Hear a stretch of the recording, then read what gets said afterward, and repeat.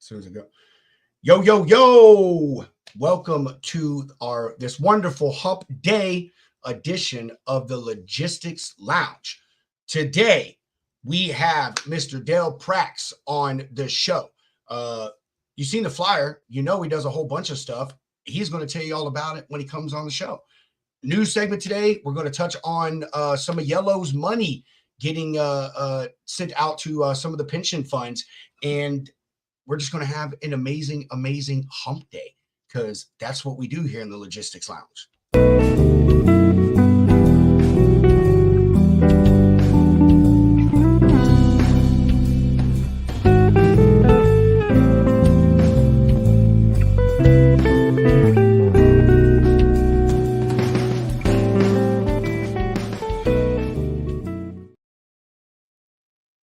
Hunter, what's up, man? What's going on, dude? How's your week been? My week was good up until today. Up until today. Another round of Rob versus every single driver on planet Earth. It feels that way, bro. Like it does, man. I'm telling you, my luck has just like not been bueno. I really hate when it happens to you, but I crack up because you're like, man, today's the day. I'm gonna go in there. I'm gonna dog shit on every single one of them. I'm like, bro, I'm here for you, brother. I know, man. I know. I don't know. I won't go off on some tangent about carriers and stuff, man. You know, because it's not all. It's not all. No, it's not, man. I just seem to get the worst of them, bro, and just the stupidity. That's what it is. It's the stupidity, the lack of integrity, and I don't want to do my job. I don't want to do anything. You know what I mean? So, and here's my favorite thing that I love about today is, boy, if I call you 2 or 3 times within a day, you lose your mind. But man, when you need something from me, blow me up, you blow my team up, you email me, it's like, man, hey. But when I'm trying to get an answer from them, they're avoiding me. But anyway, whatever. Neither here nor there. Yeah. Problem solved, crisis averted. Yeah, but my week's been good, man. That's just good. Shaking and baking, getting ready for Matt's, of course. Shout out Mid American. Yeah. Going. I don't know what you're doing. Go to truckingshow.com, register. See you in the Bluegrass State. But hell yeah, I'm excited. Yeah, man. I am too. You saw me today, man. I've been getting my steps in, hitting the treadmill and hitting some miles every day just because I know it's gonna be hot. We're gonna be walking. Man, I gotta lose some pounds, man. I gotta lose some pounds. It is, bro. It's gonna be a ton of freaking walking, man. But I'm cool. I like walking. I don't think it's gonna be too bad. It's gonna be March. I don't think it'll be crazy, man. So I don't know. I'm gonna have like 60 with a nice breeze. Yes, just feeling nice. So dude, I'm gonna have to stop and take breaks anyway because of my leg injury and shit, man. So but we'll get it, man. We'll walk around, we'll do interviews and stuff like that, and like we'll be chilling and stuff, man. So ain't really a big deal. Before we get into our quick little news segment, though, we're going to give some love to our sponsor, Shoreline Capital. It is Shoreline's 5th birthday. Happy birthday, Shoreline. With that, right now, if you go over to ShorelineCapital.com, when you sign up, you use the code Lounge365 versus just your first invoice for free. You get your first 5 invoices for free. Use that code Lounge365.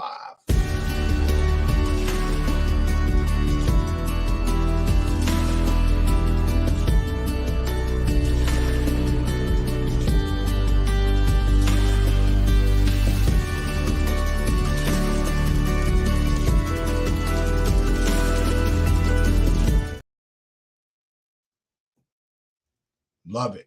Love it. Love it. Love it.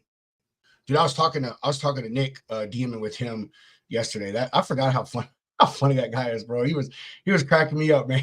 He had me rolling. I'm not going to say any of it because it's. Did you see the story about Shoreline? How Clint gave that to his wife for Valentine's Day? The what? Shoreline. Clint giving Shoreline to his wife for Valentine's Day, and that's why their anniversary is on Valentine's Day. I didn't see that. Yeah, it was a post, dude. Pretty cool. What? Dude, you gotta love logistics, right? bro. Yeah, you do. That's pretty cool. I'm gonna go look at that, man. Personally, I think it's. No, I'm playing. Didn't hear that. I think that's a good thing we didn't. All right. So, going to get to our news real quick. Just going to touch on this real fast. There is a ton of information in this article. However, we're not going to spend 30 minutes going over all of it. So, we're just going to give a quick synopsis of it. If my thing will pull up here. Always problems, man. Always problems. Every time. Old technology, Rob. I'm telling you, technology Rob. That's freaking right, dude. And call me Radio Rob. That's about the only damn thing that I can operate with no problem. Okay. In our continuation on talking about Yellow, although they're bankrupt, there is still a lot of things going on. We talked about not too long ago that they had finally sold off a whole bunch of their terminals and spoke about the people that had acquired those. I'd actually read not too long ago, I think last week, that Yellow has actually paid back their entire loan with interest. Maybe it was you, Hunter, that told me about that. Yeah, they did. They paid for it in cash. Yeah. So, which is insane. Yeah, it is, man. But hey, I would love to see the analytics on how many companies have actually paid back the United States government the money that they have, given them for a bailout or whatever, Well, as Mr. Leffler said, there's always some corn in the chicken house or something like that. I don't know what he said, but they always got a little bread in the basket, Yeah, yeah. Okay, as y'all see, this one is about the pension liability claims against Yellow. As everybody knows, a big part of Yellow's bankruptcy and issues there towards the end was because of drivers and health benefits and all that. When they closed down, it was really big news as well that, a lot of these drivers or just employees, period, had been employed there for decades and, just lost their pension. They're getting absolutely nothing. So all of these, there are several people that have filed claims against it. The pension plan is estimated at about a $7.2 billion value. The claims against it, they said, will be decided in a Delaware court on March 6th. Now, several MEPPSs or multi-employer pension plans have laid claims to the estate. The Mets Pension Benefit Guarantee Corps, who they're an insurance company for pension plans. I mean, boy, insurance is involved in everything, aren't they? But this specific one, they actually oversee funds from the American Rescue Plan Act. They say that all of this needs to be handled in arbitration court. That would be the most expedited way to handle it. And they think we'll have the fairest outcome. However, Yellow, which I understand their point, they say, hey, this stuff should be handled in the bankruptcy court. This is part of our debt and the stuff that, we will be claiming versus them having to handle it in several different venues because each of these pension liability claims, apparently, it is when people file suits, they cherry pick, districts, you know what I mean? Hey, we're going to file here. We're going to file there. So Yellow saying, hey, let's try to handle all of this in bankruptcy court at one time versus having to go to several different, court systems, which they say is just going to take away more money from things because obviously they're going to have to pay for all that travel, all that litigation and the lawyer fees and all that stuff like that. So, well, yeah, we'll see how it unfolds. Like I said, there's a bunch more of this article. It's just a bunch of dollars and percentages and, stuff that I really just didn't want to list here. So if you want to read it, go to FreightWaves. And it is on the front page, and you can go through and read it in depth. Gives all kinds of breakdowns and stuff like that. So we'll continue to check on the Yellow stuff, see how things unfold. I believe this is one of the last issues that we have going on right now, or that is going on right now with them is getting these men and women their pension and their benefits that they're due. So, oh yeah. Well, you ready? You ready to bring on the man himself? Bro, I'm ready like SpongeBob. All right, ladies and gentlemen, without further ado.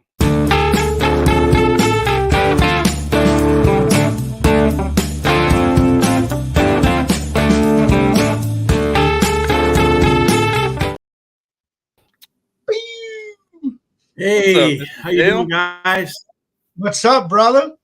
Chilling, Man, I'm chilling. glad to be here with you guys. I mean, I watch you religiously, and I think that I really think you guys got like the best podcasts going on right now. It's not all the bullshit and just stupidity and analytics, and it's just real, no nonsense coolness. And when you asked me, I was flattered that you did, because I mean, I turn down shows every day, but this was one I was hoping you'd call me on. Well, that makes me blush, man. Thank you, Dale. It means a lot, brother. It does, man. It does. Hey, Hunter, what was the time on that? That was 10 minutes and 20 seconds. We're gonna go and make a Yeah, we're reel off of to a that hot right start. Yeah, and what a perfect day Yeah. too, Valentine's Day, because I love talking about idiots, which means illegal dispatchers in our trucking service. I love talking about double brokers. I love talking about freight. So Valentine's Day is a perfect day for this. Oh yeah, this is Yeah. logistics love, man. That's logistics love. Well, how's your week been, Right? brother? It's been really good. It's been really busy. We're getting a lot of traction on all fronts, but I keep pretty busy anyway. I've got 7 companies that I manage every day, or own and operate. So I keep pretty busy no matter what. I know that What do when you think when we're Hunter busy? when Hunter made your flyer, and I was like, dude, I don't know if you could put everything he does on it. Like, it'd have to be a 2-page flyer, And the older I get, the closer I get to weeding some of those down. I have a freight brokerage, Direct Expedite. It's an expedited freight brokerage. And my plan was 5 years ago or 4 years ago to retire when I turned 62. And that's coming up in about 32 days. So I may retire from that, sell it. I'm not really sure. But I've just talked myself into, I've been working in the industry for 30 years. It's been very good to me. I want to spend the rest of my time giving back to that industry, and maybe perhaps stop somebody from going through the shit that I went through in those 30 years. Yeah, 100%, man. 100%. I mean, 30 years in brokerage alone. Kudos to you, man. That's a long time in the. I mean, thank God I drank for half of it. I feel like you got to be a little bit of a loon to be in this industry. So yeah, the sauce definitely I helps think, every now and then. I spent 16 years on active duty in the Marine Corps, and I spent another 5 in the reserve. So that kind of, I'm a war fighter anyway, so that kind of brings me right up into fighting fraud. I was on the commanding general's instructor, the IG team, the inspector general's team. So my job is to go in and find problems and fix them. And I'm really going to lean on that as I go forward in my careers, to really lean on finding problems and fixing them. Yeah, I mean, everybody absolutely. talks about the problems, but not many of us talk about the solutions. So, how did Freight Validate start up? I mean, when did the idea come about? What was the starting stages to all of this? Yeah, actually, I've been kind of working on it for the last 10 years or so, just internally with my own brokerage company, just to fight fraud and to find the bad guys and find the double brokers. I mean, I have a pretty good knack for it. I'm pretty good, understand what, 49 CFR, 371, 373, all those paragraphs. I've read them a million times. I know what they all mean. But it really came to a head in April of last year when I went to TIA. It was down in Tampa, I think it was. And there were just so many people talking about double brokering and how we're going to fix it and all the fraud and all this stuff, And the common thing back in April of last year was, number of inspections. If they haven't done enough inspections, that's a red flag. They're a double broker. Well, no, they're not. That's a subjective way to think that maybe they're a double broker, but you have to have a baseline. I mean, if a guy drives from Butte, Montana to Minneapolis every night at 2:00 in the morning, chances are he's not going to get inspected. So that doesn't mean he's a bad carrier. So I just decided that there has to be a baseline. It has to be objective. First of all, are they breaking the law? Let's just start there. Are they working out of a post office box, which is illegal? Are they not registered in the state that they told the Federal Motor Carrier Safety Administration they're registered in? Are they actually doing business as a corporation? Does that corporation's name match the MCS 1A or the MCS 150? Are they a U.S. citizen but marked that they're not, and no one checks? So if we first find out if they're breaking the law, we have a really good base to go to.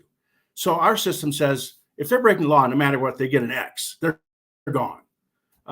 So going back a little bit to when I was at TIA, there was all the chatter going about all these things where you start with inspections and how long the guy has authority. And, I'll just segue that a little bit into your yellow thing. There were a lot of guys at Yellow lost their jobs after driving for 20 years. Is it really fair to that guy who's been a fantastic driver who says, hey, I've had enough of the corporate world. I'm going to get my own authority. And I'm going to drive a truck. Well, now we're not going to give him freight for 90 days or 120 days because he doesn't fit some wicket. But let's stop profiling people and really look and see if they can identify who they are and their compliance with the law. That's where we start.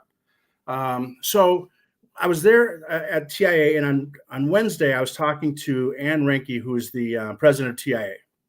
And I said, this problem can be really fixed quickly if we just develop an app that finds out, first of all, the identity and compliance verification. The rest of that subjective stuff we can get to later. But let's build an app to see if they're breaking the law. That was on Wednesday. On Thursday, I showed her the prototype. On Friday, I showed her the prototype that I'd made. Enter an MC number, and I'll tell you right now if it's bad or good. So, and that's what we really built on. It was really built on just kind of a dare.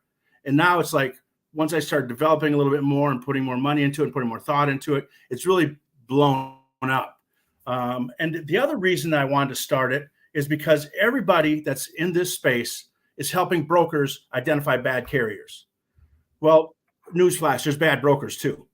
So where does a carrier get to go to look to see if the guy that's giving him a load is actually a broker?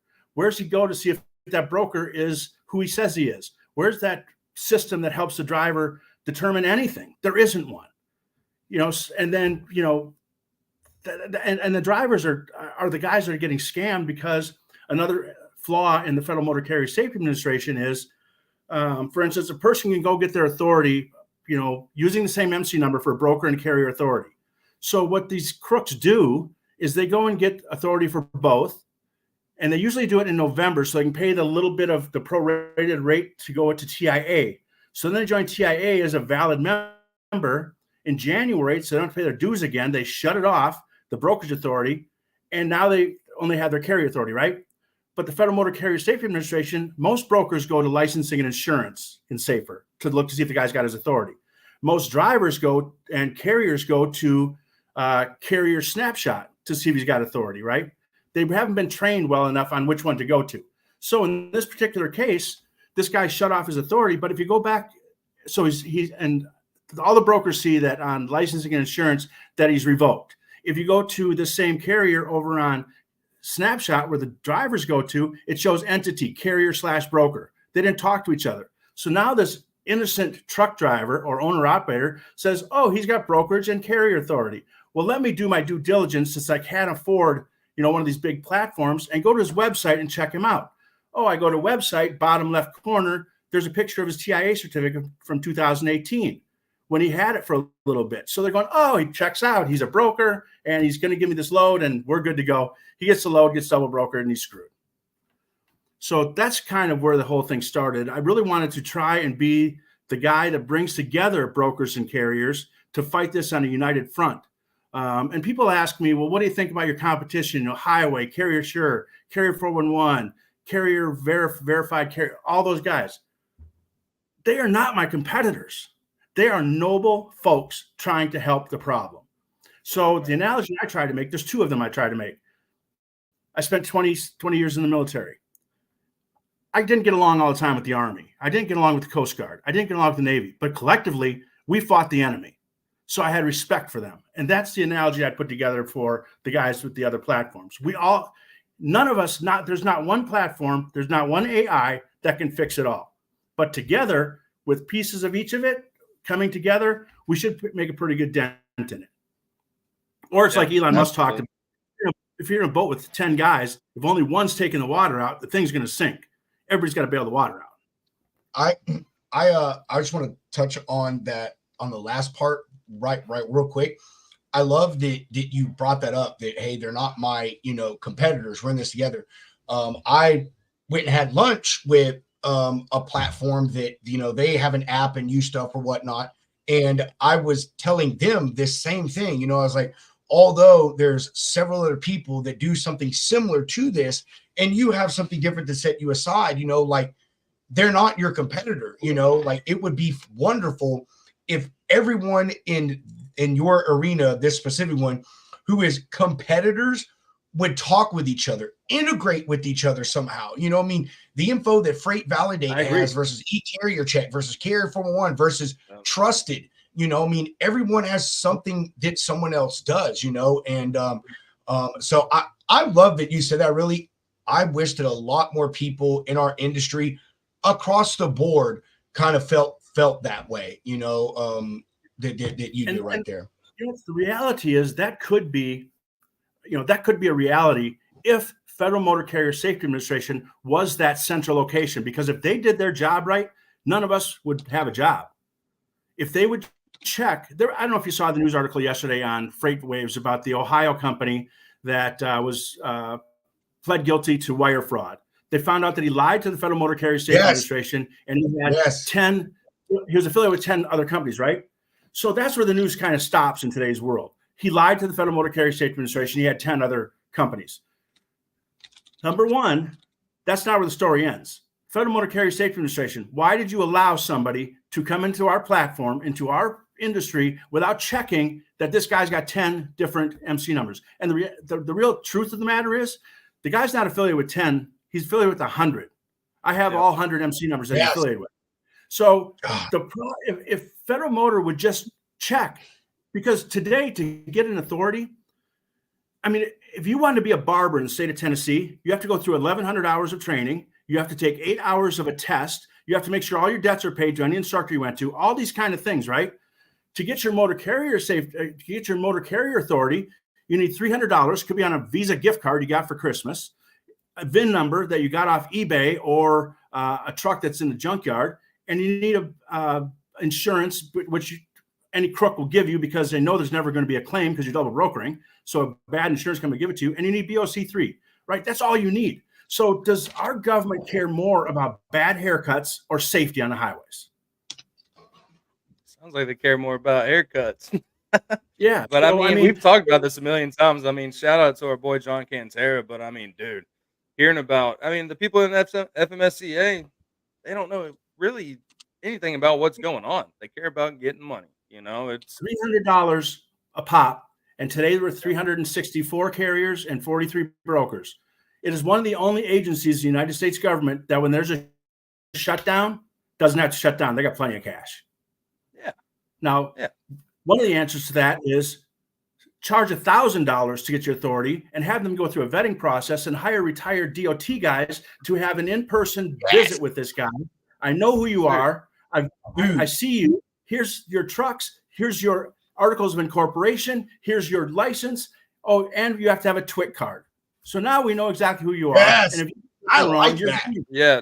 I forget who we were talking with about that, but I mean, like, drivers are required to go down to the DMV and, you know, go through all this process. But to be a broker, all you have to do is just go online and pay them their money. That's ridiculous. You should still have to go through all the same process. An owner of a trucking company can live in Uzbekistan and have a trucking company here just because he checked, yes, I'm a U.S. citizen. No one checks it. So if I want to take a load of baby bottles to the airport, I need a TWIC card. But if I want to own a trucking company, I don't need shit. No. So if you said that everybody with 5% or more ownership in a trucking company or any broker or any carrier had to have a TWIC card, they're good for 5 years. If you do anything wrong during that time and lose your authority, we're not going to fine you. We're just going to put you out of business, and you can't come back on for 10 years. And if you want to sell your MC number, it's gone. There's no reactivation. It goes away. I love that. And you have to renew. If I was in charge, you'd have to renew your authority every 5 years when you renew your TWIC card in front of someone. I love that. Dude, that's how you fix the problem. You were the first person that has ever brought up a TWIC card. I've never thought of it. I was driving when they first came out with the TWIC card. And I don't know if you remember, but like it was supposed to be like the thing in the industry for everything, like not just ports, like, you know, because you have to go through a background check, a license check. Like it was supposed to be your truck driving ID card next to your CDL saying, hey, you know, it never really happened. Like it never really took off. I don't know why. Because we might hurt somebody's feelings. We might make them do something that we don't want to do. It might make them uncomfortable. It is called, for Christ's sake, a transportation workers identification credential. It doesn't say driver's identification credential. It's a transportation workers identity. So if you have the money to become an owner of a trucking company or an owner of a brokerage, you should be able to do a barber. When I go to see a barber, their certificate is hanging on the mirror. I know who they are. Why can't we do the same thing in this industry who's getting ripped off every single day with double brokers? And another reason I started this back in April is there's so many people at platforms trying to do it. And I think too many are trying to do it just for money, to make a buck. I'm doing it to make a difference. I've spent a lot of money. I'm not making money doing this. I probably won't for a long time if I ever do. But the reason that they're doing is just to make a dollar at the thing, right? And there's not many of these guys in any of the other platforms that have somebody with transportation brokerage or carrier authority running the background with it. That's an issue that I have. I just think that most of these companies have been around for about 4 years, right? Most vetting companies, kind of 4 years. I think 411's been around longer than that. But that just tells me if we all work together rather than separately trying to do it, we wouldn't have a situation where the space is 4 years old, but in that last 4 years, TruckStop reports that fraud has grown by 400%.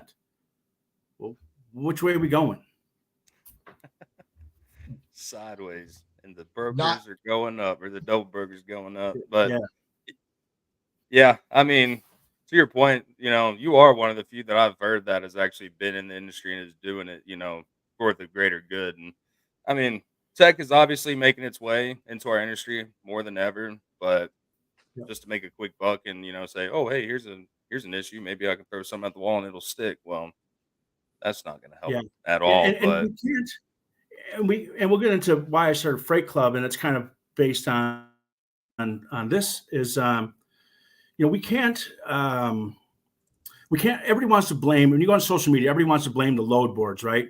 Well, it's the load board's fault because they let this guy on and he's posting loads. Well, load boards are in the business to make money.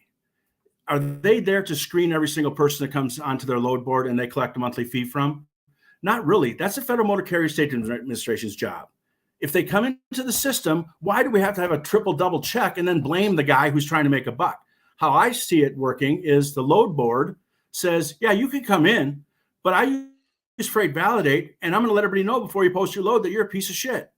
And now it's the business owner's decision to decide if they want to use you, not the load board's decision how you as a customer. So pay your $600 a month, idiot. But we're going to tell everybody in the world that you suck. Now, when the broker uses that guy to save $300, it's his fault.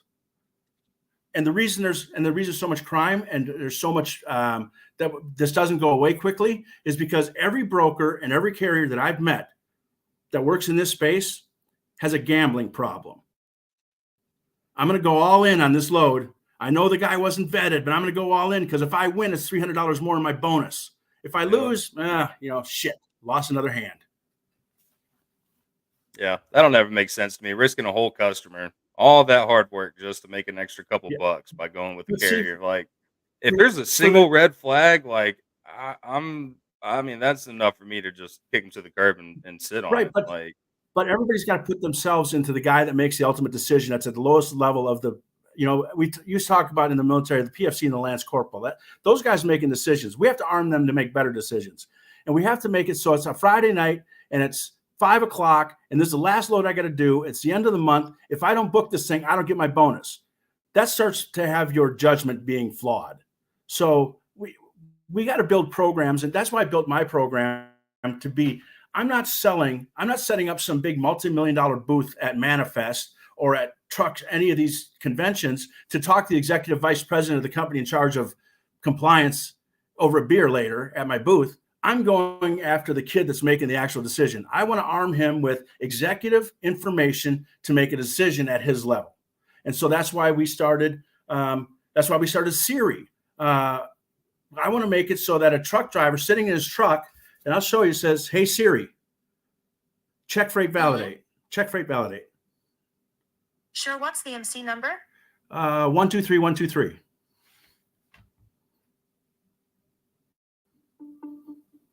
The company John F. Nunes, Incorporated, is a carrier and cannot be completely validated at freightvalidate.com. The platform is not able to verify information obtained in federal, state, or public sources in regard to identity, risk assessment, or compliance history with 100% certainty. Please follow company protocols for additional safety and compliance vetting. For more information. So now you're an owner operator sitting in your truck with your headset on, and you say, here's my broker calling me. Let me check this clown. He runs it. He says, this guy's a carrier. Now I can call him on the phone and say, don't ever call me again. Take me off your list. You're a carrier. I don't take loads from carriers. So we have that. So when I go into brokers' offices, we have Alexa also, right?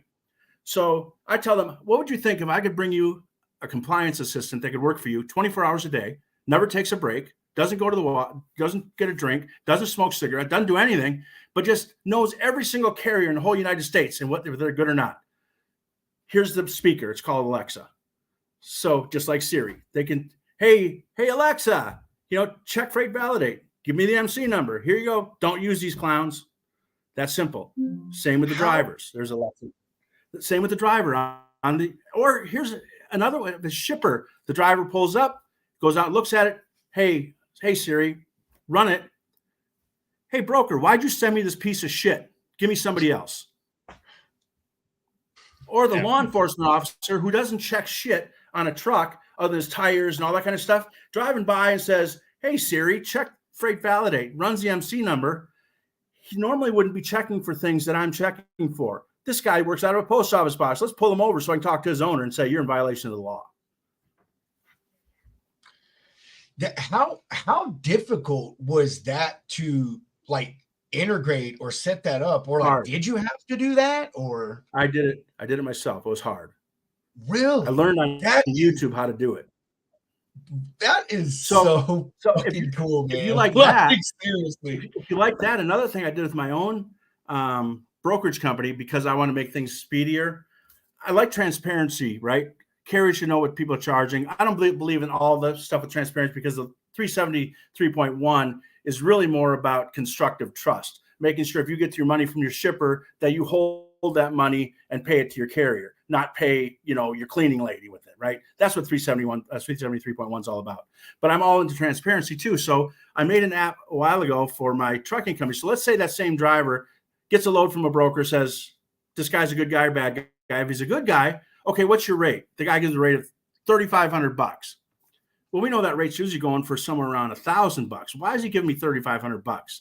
So I made another tool for a driver sitting at a dock that says, hey, Siri, get direct expedite rate. What's the origin zip code? 55121. What's the delivery zip code? 38464.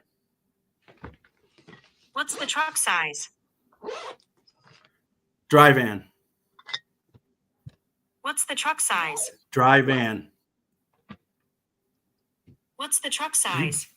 I think she wants a feet. 53.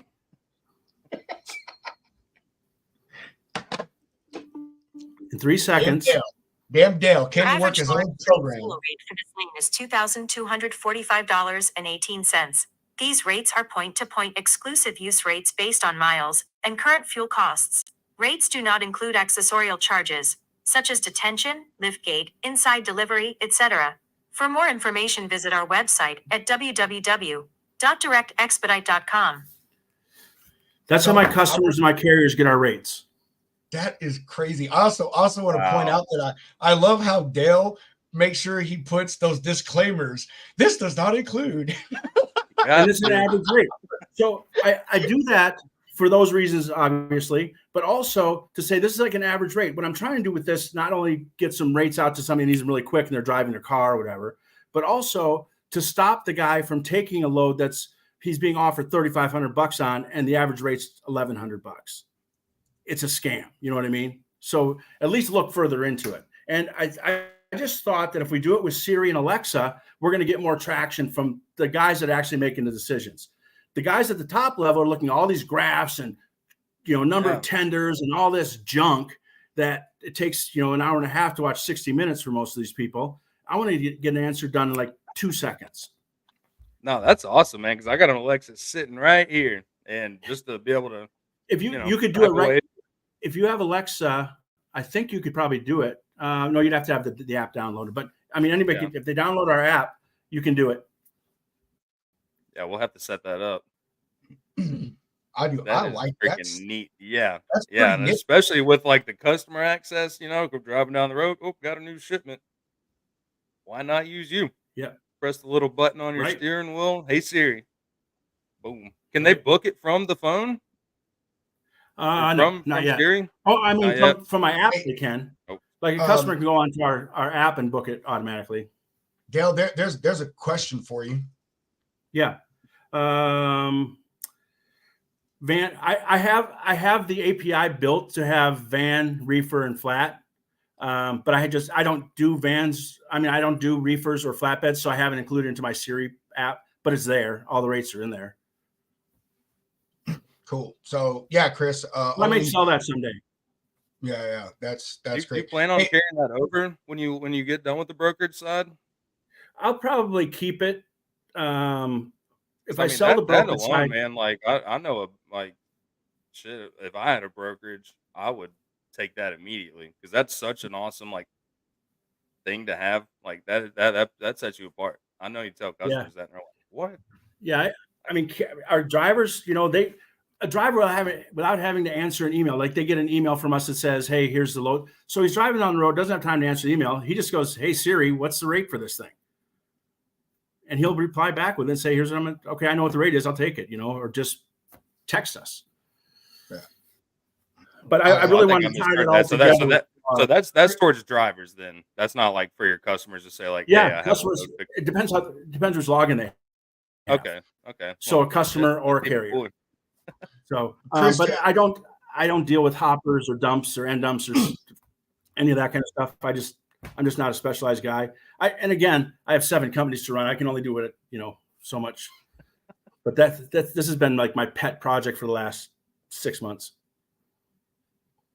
I have a feeling that Dale has a slight case of ADD. He's like, I'm opening this company. I have a massive case. This is fun. You know what else I should do? Open another 20. One of them's got a stick. Yeah, everybody says, yeah, you're going to retire. Yeah, right. You're going to retire, but who knows? My goal is to really, I have these 2 companies, the brokerage company. I have this, a rating company called Collaborate. And that's the other thing we're going to do with Collaborate, that's where you got those rating system things from. We'll also be able to tell a carrier when they ask for the rate or the broker's MC number, what their credit rating is, number of days pay. And that when we tie that into the rates, I don't think that any broker should get the same rate from a carrier if it takes him 90 days to pay as a guy that pays him a free quick pay. So I think the rate should fluctuate in that way too. And that's what we're working on next. And so that's the first 3 companies, actually. The Collaborate is the rating system. Freight Validate's the carrier vetting system. Then we have the brokerage. The other thing we just started about 4 months ago is FreightClub.us. That's on a mobile app. It's on the website. The reason we started that is because there were too many people teaching bad guys how to operate on LinkedIn. Hey, check this guy out. His MC number's this, and here's what he's doing wrong. Oh, shit. That's me. I better go change my MC number or my address from a post office box to my girlfriend's, apartment. So in all the good things we were trying to do, we were really training the bad guys on how to pivot. And so I thought if we started FreightClub.us, I actually verify everybody that comes in to make sure that they're good, they're validated through Freight Validate, their credit, all those kind of things. We let them in, and then you just have at it. Will something eventually leak because somebody leaks it? Yeah, but it won't be this fire hose of information going out to bad guys. Yeah. So that's why we started Freight Club. I mean, shit, you can even say the same thing about all this stuff with fighting fraud. Like people were just talking about it left and right, complaining, yada yada, just going out about it. And I mean, obviously we talk about it, but I've been saying this forever. The more that we talk about it and, people don't do anything about it, well, the more that these billboard brokers or, fraudsters are going to learn and get a solution. And next thing you know, they're already 3 steps ahead of you. But right. That is also the beauty of having people that are legitimate like yourself and eCarrier Check and all these other platforms. Like more hands make Yeah. for less work. And, Yeah. I would, just because you don't I mean, do something or they don't do something, somebody's going to do it. And I mean, it's going to catch on. So in a perfect utopia, it would be that somebody says, look, let's take all of our money and pool it together and come up with one just kick-ass thing and get rid of it. But I mean, we're a greedy country, so that probably won't happen too much. Somebody wants that plaque on the wall. I figured it out. Yeah, right. Yeah. And the cool thing about it too is you have to look at things like the conventions that we go to and to talk about and get it out there. And one of the conventions or the platforms that I really was put together by a guy named Dan Lindsley and Robert Bain. It's the Broker Carrier Summit. I mean, let's get these guys together so that brokers know what to tell the carrier to look for. Carriers know what they're looking for. Look, we don't hate each other, man. Mm-hmm. I can't live without a carrier, and a lot of carriers can't live without me. So we need to come together and sit in the same room and say, here's some shit that you need to look for. Stop looking at a carrier snapshot page. Look at the licensing insurance page carriers. Let's start looking at things to help each other out. And I hope that every single guy that's in the carrier vetting space, I hope every one of those guys go there. I'd love to sit at the table with every one of us and have some brokers and carriers there teaching us how to help them. Yep. That would make my day. A lot better than some random guy on Facebook or LinkedIn or X just going off, and then people are like, I agree with this guy, and then everybody's out there arguing. Right. It's another war. Yeah, so, right. Yeah, Reddit's not going to fix it. Yeah, I don't think anything anybody complaining on there is not making anything done. But so about my ADD, have I taken enough of your time? I'm running my mouth the whole time here, Dude, that's what we do here, man. I don't know if you've seen any of our Friday shows, but I think last Friday was our longest one yet. I think we went 4 hours, 15 minutes. Yeah, I won't be here for that. Hey, time flies when you're having fun, we're nerds about this stuff, man. We didn't even realize it either. Like we really didn't. Like the reason we caught it is because Ryan, who was on our show, he was like, man, he's like, y'all been going for a while. Oh, he goes, no, hey, LinkedIn just kicked you off. And we're like, what? And we go back, we're looking, we're like, LinkedIn kicked us off, then YouTube, or then Facebook kicked us off, and we're like, okay, maybe this is a sign we're going too long. YouTube goes for the long haul, though. We can stay 12 hours on that. Yeah, I don't know how long we can stay on X though, but no, man. Hey, platform is yours. That's I mean, it's all about chilling and stuff, but I mean, that's why we bring you on, man. Is for you to talk about yourself. I mean, we know you, but we want everybody else. Spread knowledge, man. Spread knowledge. Yeah. We talked to all kinds of people. We had Dan Lindsay and them on, and we did. Yeah, told us, dude. I'm a little upset we won't be able to make it to that, but that's like one of the. That's probably the most important. I would venture to guess that that's probably the most important conference that'll happen in any given year, because we're not like just a separate group that a bunch of lobbyists and all this stuff going to Congress and fighting on behalf of one group. This is coming together and saying, let's fix it. Let's fix things. What don't you like about me? What can I do to make your life better? Because that's when shit gets fixed. You're right. Yeah, you're right. I love the idea. I mean, a lot of people have talked about having some kind of powwow and such, but Dan and his people, actually getting out there, putting it together and really trying to provide a space. And the fact that like, he's not trying to do just one a year, you know what I mean? Like he's trying to do a couple across the nation, to give people a chance to come and visit that may not have been to on the first one and such. So right. I think it's a good thing, as they call it, round tables, get everybody there and hash out your bullshit, Hey, Mr. Broker, I, the carrier, don't like when you do this. Hey, Mr. Carrier, I, the broker, don't like when you do this, now, hey, how do we meet in the middle somewhere or find a compromise or just fix this all together? Right. You know what I mean? And so I love it. The last one too, they had some shippers there, which was kind of cool because we don't all see everybody's point of view until we talk to them, right? So the factoring companies, I think that's important because factoring companies put people through some underwriting processes, right? So why can't we learn from each other on that too? What do you look for before you lend money to somebody? Well, a motor carrier every day lends money to a broker. Hey, take my load. I know you're going to pay me in 30 days, right? That's really giving out a loan. But we don't even know who this guy is we're giving it to. So could you walk into the First Federal Bank of Florida and say, hey, can you give me a loan? Sure. How much you need? $2,000. Okay, what's your MC number? Yep, you're good. Thanks. You don't have that. Yeah, right. Really. That's a good freaking point, man. All about So perspective. anyway, yeah.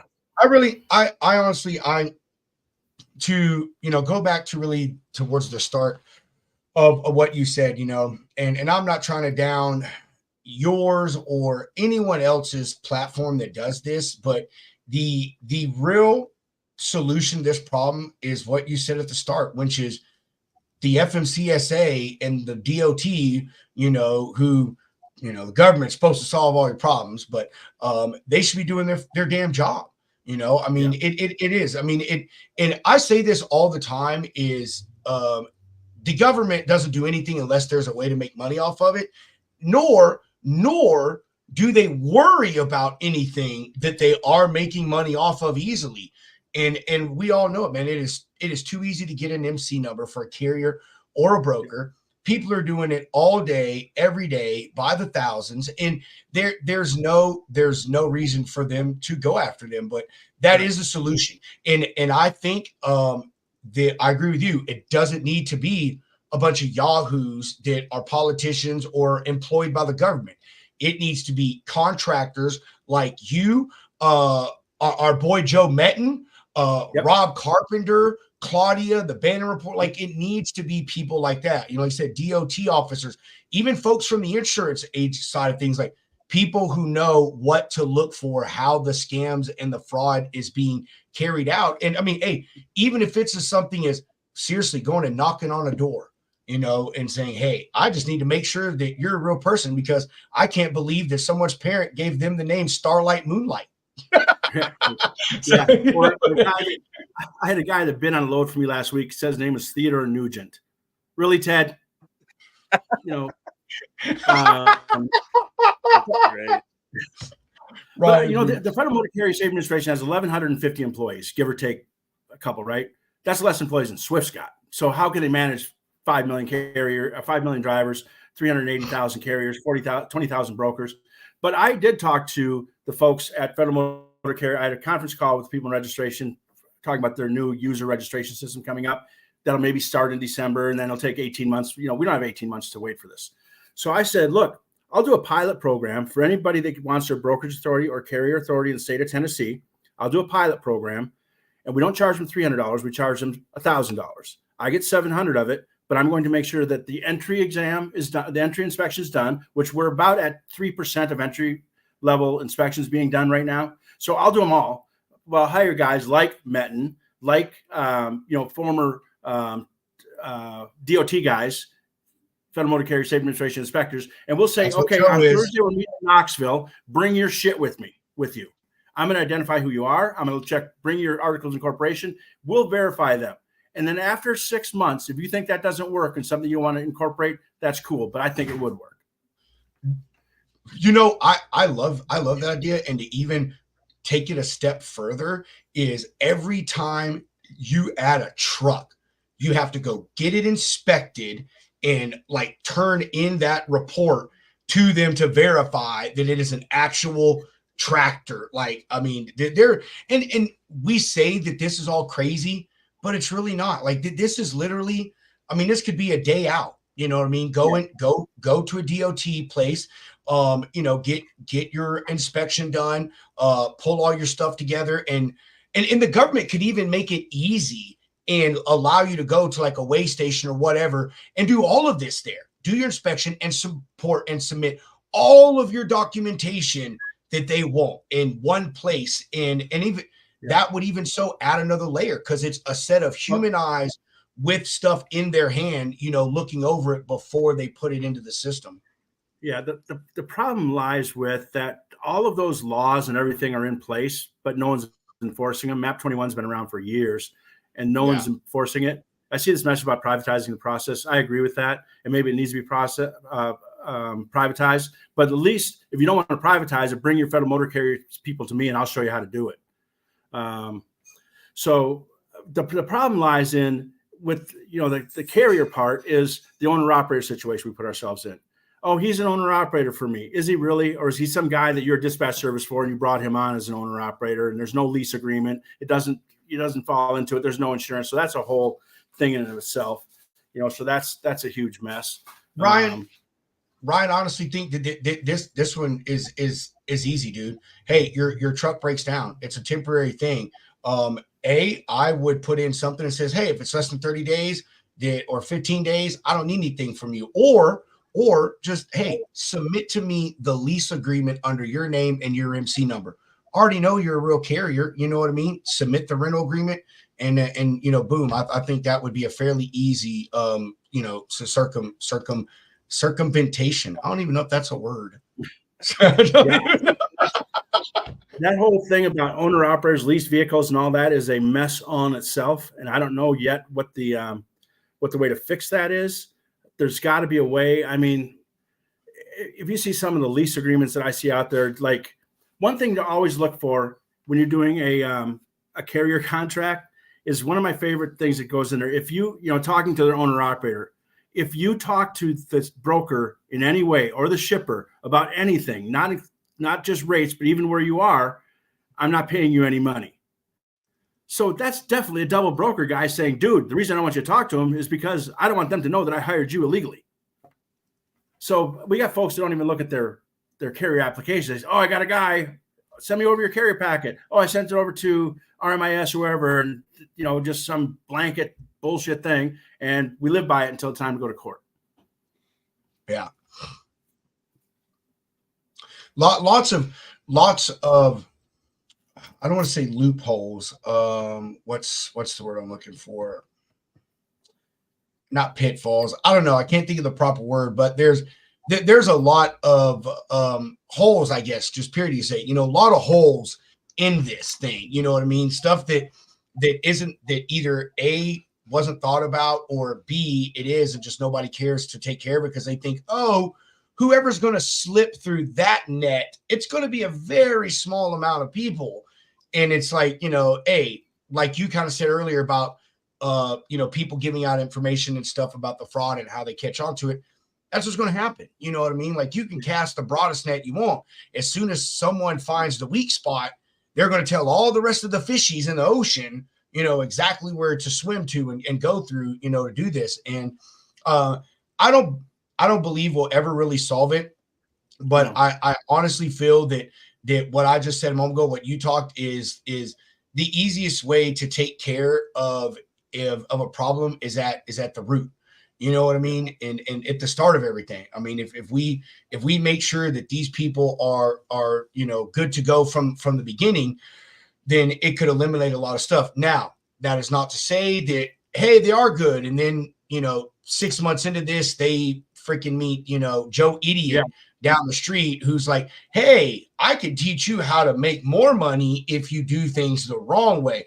So, you know, not that it'll fix everything, but I think that it could really eliminate a lot of the trash that comes into the industry with nefarious intentions. You know what I mean? And I love your idea about the renewing your MC. I love that. And I also love the idea of when your MC is gone, it's gone unless like you open it back up. It cannot be sold. I think that used to be a good idea because I get it, man. It's all about aging, credit, you know what I mean? If you want to go buy equipment, you know, having credit attached to an MC that's attached to a business that matters. But now, only reason people do it is so they can commit fraud. I mean, I've said this several times on my show in all the Facebook groups that I'm in charge of, or I'm a moderator or whatever. Hey, I don't allow it. I don't care if it's Jeff damn Bezos and I'm 1,000% sure that he is who he is. You're not selling or buying an MC in my group, because whether you're a valid person selling it, that doesn't mean the person buying it is, or whether if you're a criminal selling it, you know what I mean? Like, it's just, I don't want to have no part of that. I think that even if you owned the MC number and 5 years later you want to open it up back up again, no, time's over. You start over. We have to understand who you are, because it causes too much fraud to happen in the middle. It causes, is that guy really who he says he is? You know, the government started a thing a while ago when people were stealing emails and phone numbers and all that kind of thing, saying, okay, now you have to send me a copy of your driver's license. So what did bad guy brokers do? Every time they took a load from a driver, they said, hey, I need a copy of your driver's license to prove who you are. Okay, he sends it to him. They get an MCS 150, send it to the Federal Motor Carrier Safety Administration saying they're who they are, change the change the phone number and the email address, start booking loads before they get caught with stolen identity.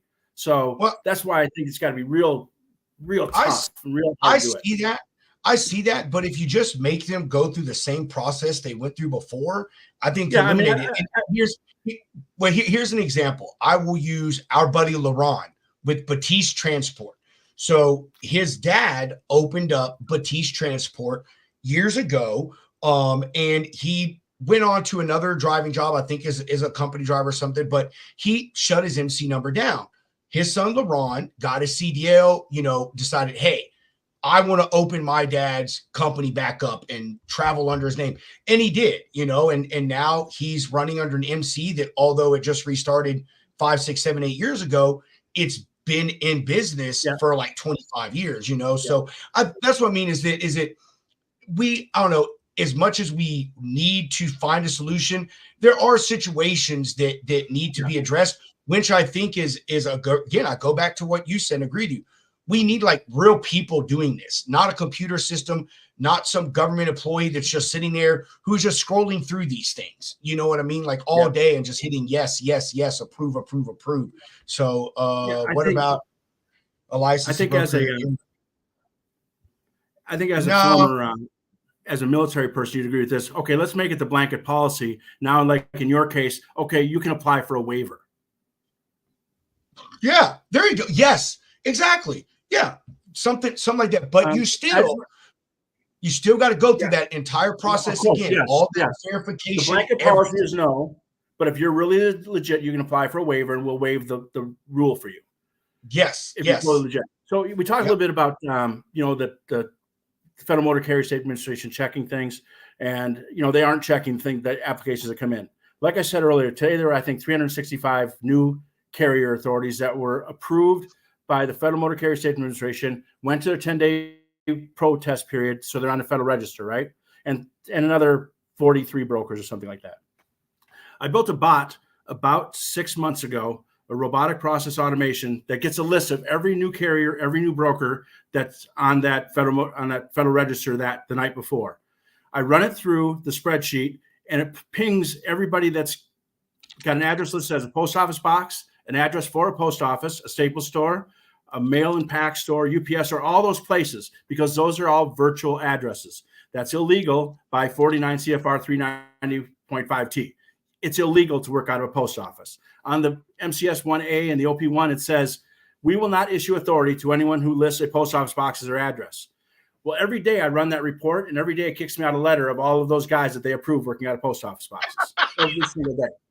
Then I send those letters because you can't do it online. You have to print the letters. So I have the robot print me, today was 23 letters that goes to Federal Motor Carrier Safety Administration, says, I'm protesting the issuance of this operating authority. I send those letters in by UPS every single day because they have to go by mail. You can't do it electronically. So far I've sent in, I think, 285 letters. I've gotten back 2 responses. One said, here's a link with instructions how to change your address. The other said, did you send a copy to the person whose authority this is for? Those are the only 2 responses I ever got. And every one of those people, those 260, have gotten their authority, even though I protested it. That's just a small example of fraud starting with fraud. The whole thing is fraud starts with fraud. And we always say, and it ends with freight validate, because we're going to check before you even get your authority actually given to you. Yeah, 100%. Hey, Dale, would you mind if we brought one of our lounge lizards, Chris, in the show? He's a driver, and he asked some of those questions. Is that okay with you? Come on in. Awesome. I was going to do it anyway. So no. Yeah, good. Like you need my permission to run your show. Well, hey, man, hey, you know, I mean, It's common courtesy, man. You are a guest. You are a guest. Yeah, We're, for we're, sure. we're, Bro. we're the bartenders. You're the guest. All right. That's true. We are here to hear your. We are here to hear your woes. Oh man. Yeah, I don't know. I don't know where we're gonna go, man. You know, as my dad he told me, man, that everything that we can think of, someone else has already thought of. And because that's true, someone has already thought of a workaround or the step past that. They're just, waiting for the chance to, go about it. And with, I actually want to say, I don't think he's watching because he usually comments, but I hooked up with a guy recently. His name is Ed. He is what I call a unicorn in the industry. He's a shipper, he's a carrier, and he is also a broker. And his thing is he's like, man, you know what has truly ruined this industry and it's what allowed most of this fraud and the scams to come is social media. Oh yeah, that's what it is. Because you can. Let's take example this douche-sickle that lives out in California. This big fucking guy with all his tattoos all over YouTube, just telling people how to defraud folks. Like just out in the open. And you know what? It pisses me off, honestly, that people allow him to come on their show. But like people like that and people like, oh, he's cool. He's got big chains in a fancy house. Like the DOT's not going to do nothing to me. So I'm just going to go do it too. And you got all these clowns that did these dispatching courses. That's another thing. I am pro dispatcher. I really am. I think like brokers, carriers, shippers, everybody else in this industry, we all have our place, but they ruined it.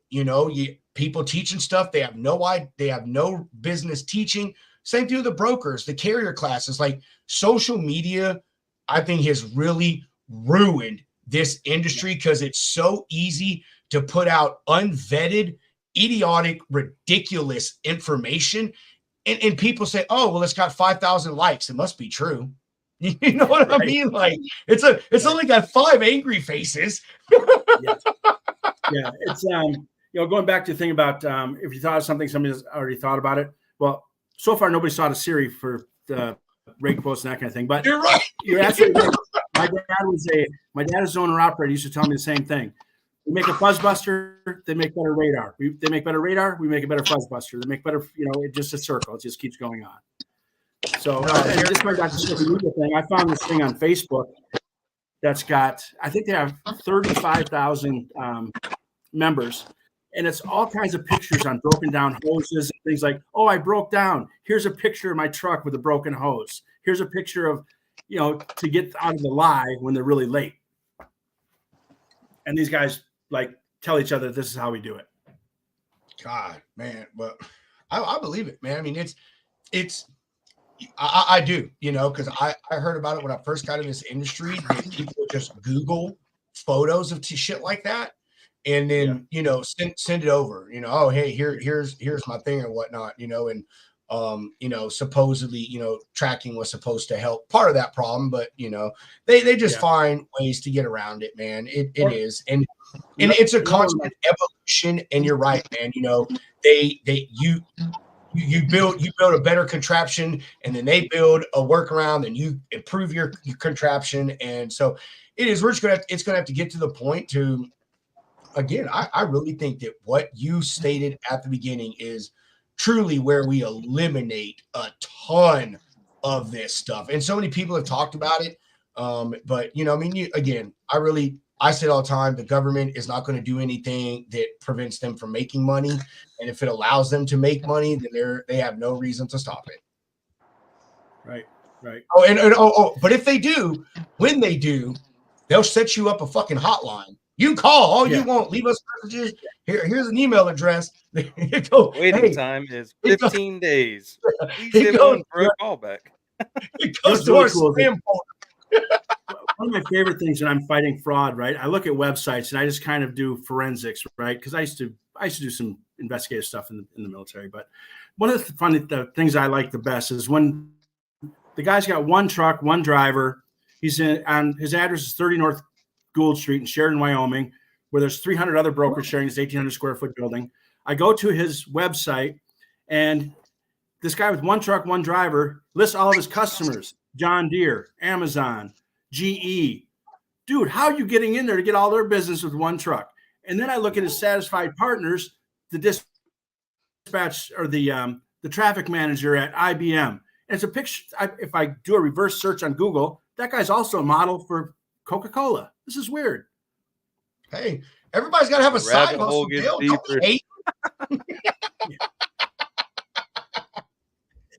Rob, is he talking about the same one that you showed me a while back? Where it was like 80 different like Russian companies. That's the one that like Claudia Catlett. Claudia told us about that one live on the show. Remember when we had her on, and she said it was as soon as he said that Gould, boom, dude, I know it. We looked that up on the show live, that address, and it's in the middle of, I mean, it's in the middle of nowhere. I mean, Sheridan is not a very big town, and and you know, see that there's another part of the problem is those type of places, man. You know, I mean, I get there in the business to make money, and no, they can't go and start vetting people, but you know, I mean, hey, if I'm a business owner and like I see that, man, there's like 10,000 truck drivers that use my address. There ain't even 10,000 carriers registered in the state of Wyoming, you know, like something, and states, a thing that states do. Oh, well, I fucked my LLC in Texas. I'll just go open one in Wyoming. You know, I screwed it up there. I'll just go reopen it in Nevada, and I'll change one of the letters or something. You know what I mean? Our platform looks for that. Our platform looks for that kind of relationship and all this kind of things. So we find it all the time. I actually wrote a story back in May, I think it was, about 30 North Gould Street with having, I think, 268 trucking and brokerage companies in there. A lot of them are still there, even though it's been on, you know, Overdrive picked up the story, Wall Street Journal did. And the other company that I even brought to Federal Motor Carrier Safety Administration's, you know, to say, hey, there's an issue here. The address is 3377 California Avenue in Signal Hill, California. There are, I think, 1,100 MC numbers in this 1,800 square foot building. They all have the same telephone number, and they all have the same email address. Now, here's what's kind of funny about that. First of all, that city only has like 11,000 people. So are you saying 10% of every man, woman, and child is a truck driver or owns a trucking company?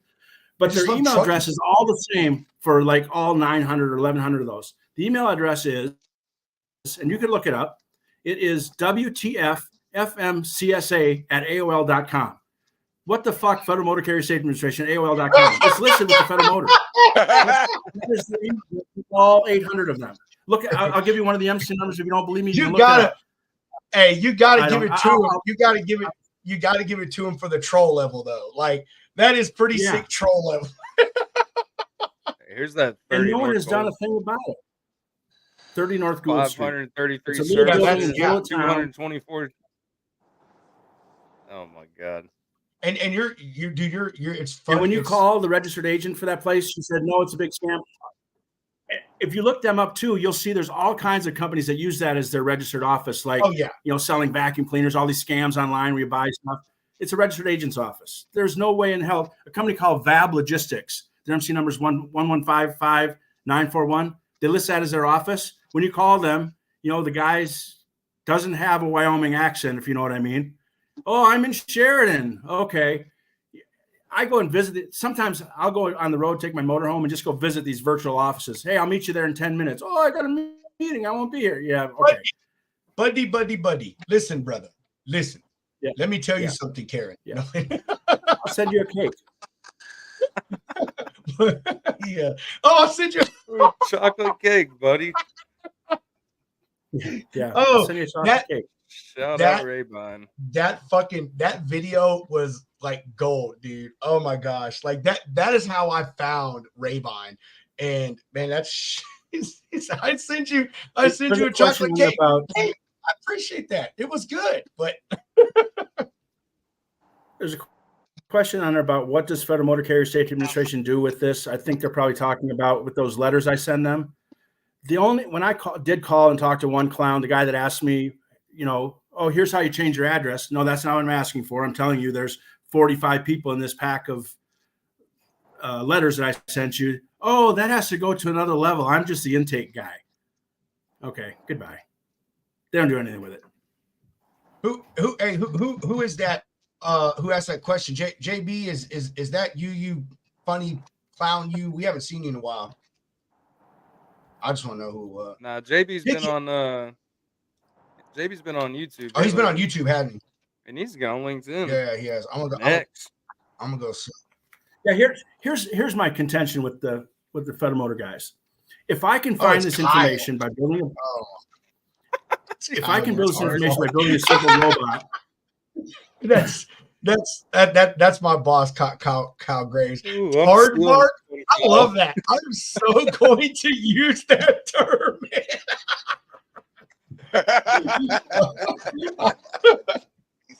Oh my God, man. Yo, man. Anyway, Ticket, what's up, bro? How are you doing, man? I brought you on so you could blast Dale's ear off here. Yeah, I'm doing good, Dale. I'm a motor carrier myself. I mean, I do have just one truck and one truck. Well, I did.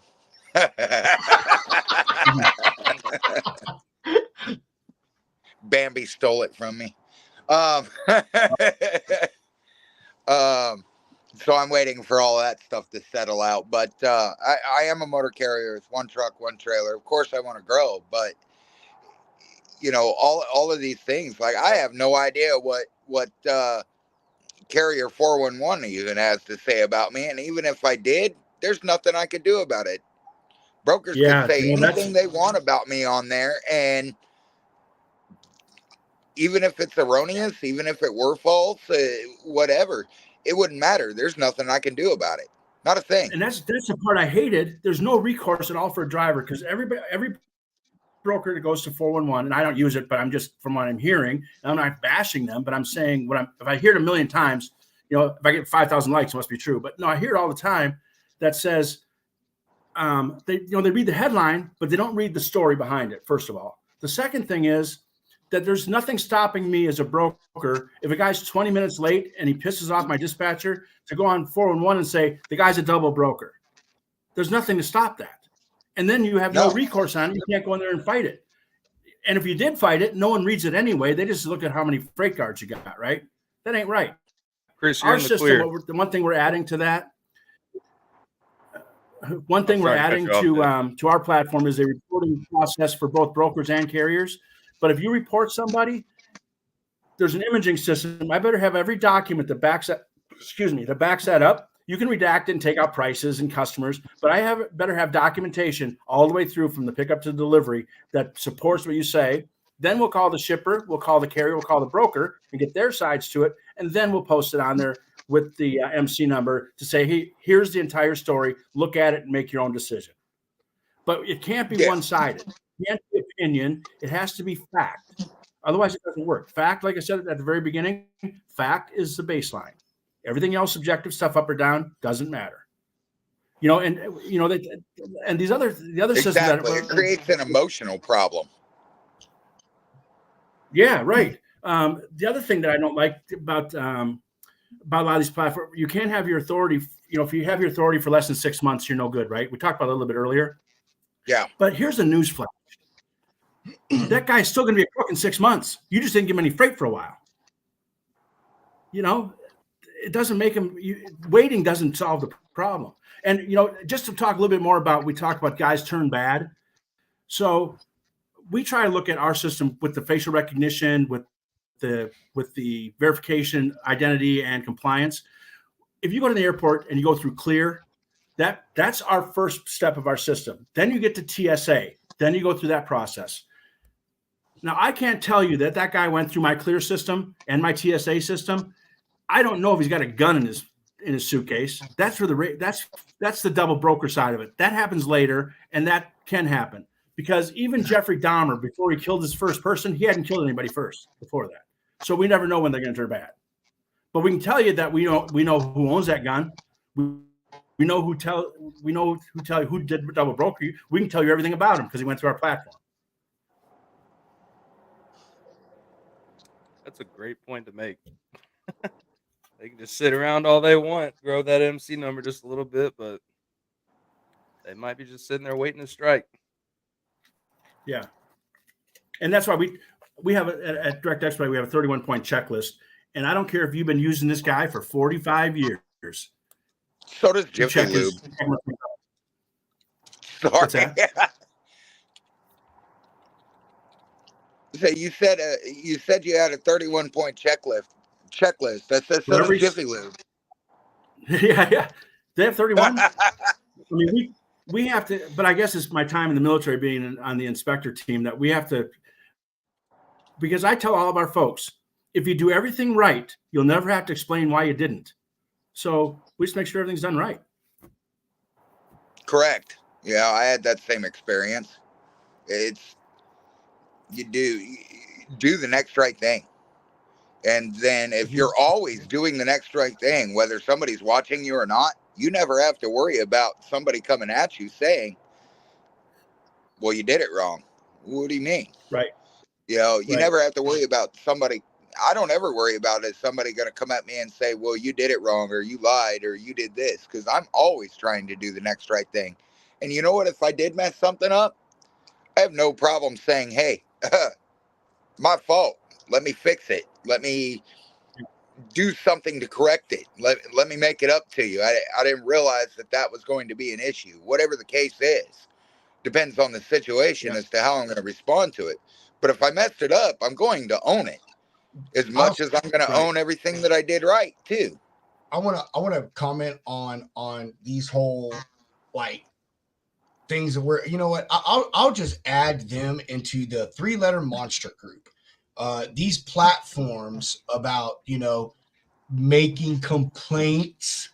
I thought they were great tools, but I'll tell you, I've gone on there and looked at stuff. I've had people send me stuff, just the dumbest shit. Like, oh, the driver was 5 minutes late because he had to stop and take a pee-pee. Who cares? Like, really? You know, and I think that those there should be some kind of verification from that platform. Okay, cool. You say the driver was 3 hours late because of such and such. Send me the correspondence from that. You know what I mean? Like, I mean, you know, like something that said, hey, yes, exactly. You know, I mean, because it does, man, and it goes both ways. You know, carriers saying stuff with brokers on some of these things are broke, but it is detrimental to people's business, and because why? Because we're one of these we are now a society that we depend on reviews. You know what I mean? Like I know I do. I want to do business with someone. I go on Google, I search their reviews. I go on Yelp, I search their reviews. You know, and me as a broker, I do the same thing on reporting agencies. Like I go on there and see if there's any reports and stuff from you. You know, now is my company one that like we read through these things and we're like, you know, we see something dumb and we're like, yeah, that guy's a fucking moron. Yes, we do, but some don't. They just see, oh, they've got 5 freight guards or 5 carrier 411 things, and like that's the end of it. You know what I mean? They must be horrible, and it could be something so stupid. But it goes back to your name, the validate. Nobody really validates shit in this industry. They rely on nothing but tech and APIs and AI, and there is no there's very little human interaction and verification in the process. Yeah, I do a lot of manual things. Of course, I use automation, but I use a lot of manual things. When I find something that's weird, I do a lot of research and build that in there. But yeah, you know, but I've had also the bad guys that say, I'm going to file a lawsuit against you because you have me blocked by 5 companies. And I always say the same thing. Okay, make sure you sue Netflix on Rotten Tomatoes on Goodbye Girl, and let me know how that turns out. Then you can come and sue me. Okay? Oh my Jesus. That's fantastic. I saw a post in a Facebook group that I'm in. It's all brokers and they share all kinds of stupid shit all the time. But one of them was, it is a carrier who they they own like, I don't know, 30 MCs, some shit, a whole bunch of different businesses. They said, you know what? We will file a class action lawsuit against you and use all of our businesses to do so. And it's like, man, seriously? Like, that's the level you're trying to go to because they're putting out there that, I mean, dude, you literally just told the guy, I'll use all these MC numbers that I own to file a claim. Like, that's why nobody wants to do business with you. Wow, you're flagged, man. So they're really brazen, man, on both sides. But these fraudsters, man, they're really brazen in the stuff that they try to pull, man. And I mean, hey, you know, maybe it takes 5 chocolate cakes, you know, to fix the problem. I don't know.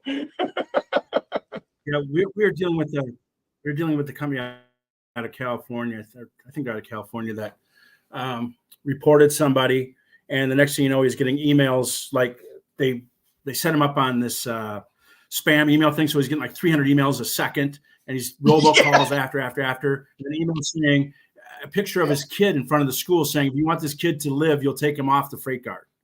You'll take my shit off freight guard. I mean, I was dealing with our attorney, I have a transportation attorney, and we were dealing with this as live as it's coming in that says, if you want your kid to live, you'll take my freight guard down. That would JB, shout out to you. That would allegedly be the end of you. That just tells you how, you know, here's something that's really kind of weird. Not a lot of people know about this, but there were 5 senators and representatives that wrote to the OIG, the Officers Inspector General, telling them to build a freight fraud task force within the U.S. government to fight this stuff, right?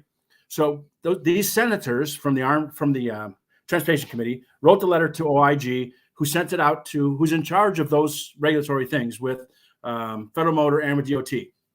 The letter they got back that said, we've investigated this and we don't find the problem egregious enough. Well, the reason they say that is because they are the problem. If there was a task force put together, they would be having to plead the fifth. Very true. But then the senators just took it as, okay, cool.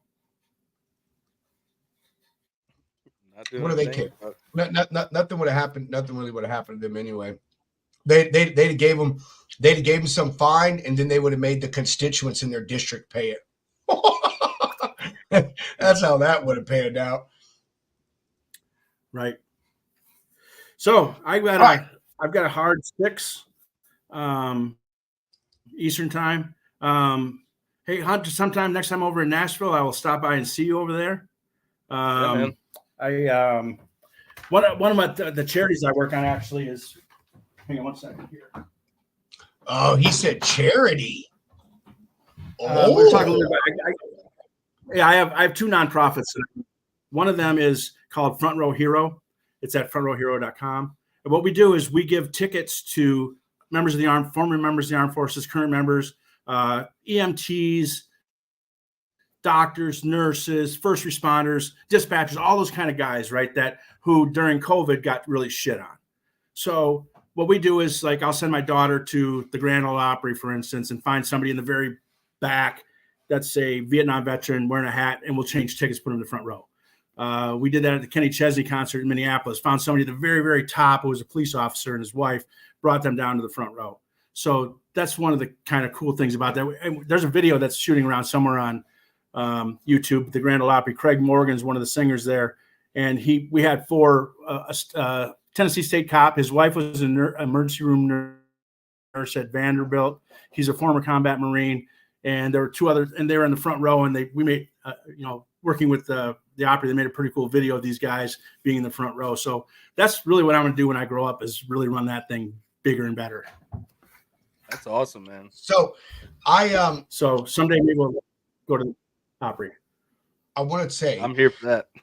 That Hunter and I, we have recently decided that we are going to do something different that no other show does, because that's what we like to freaking do on this show.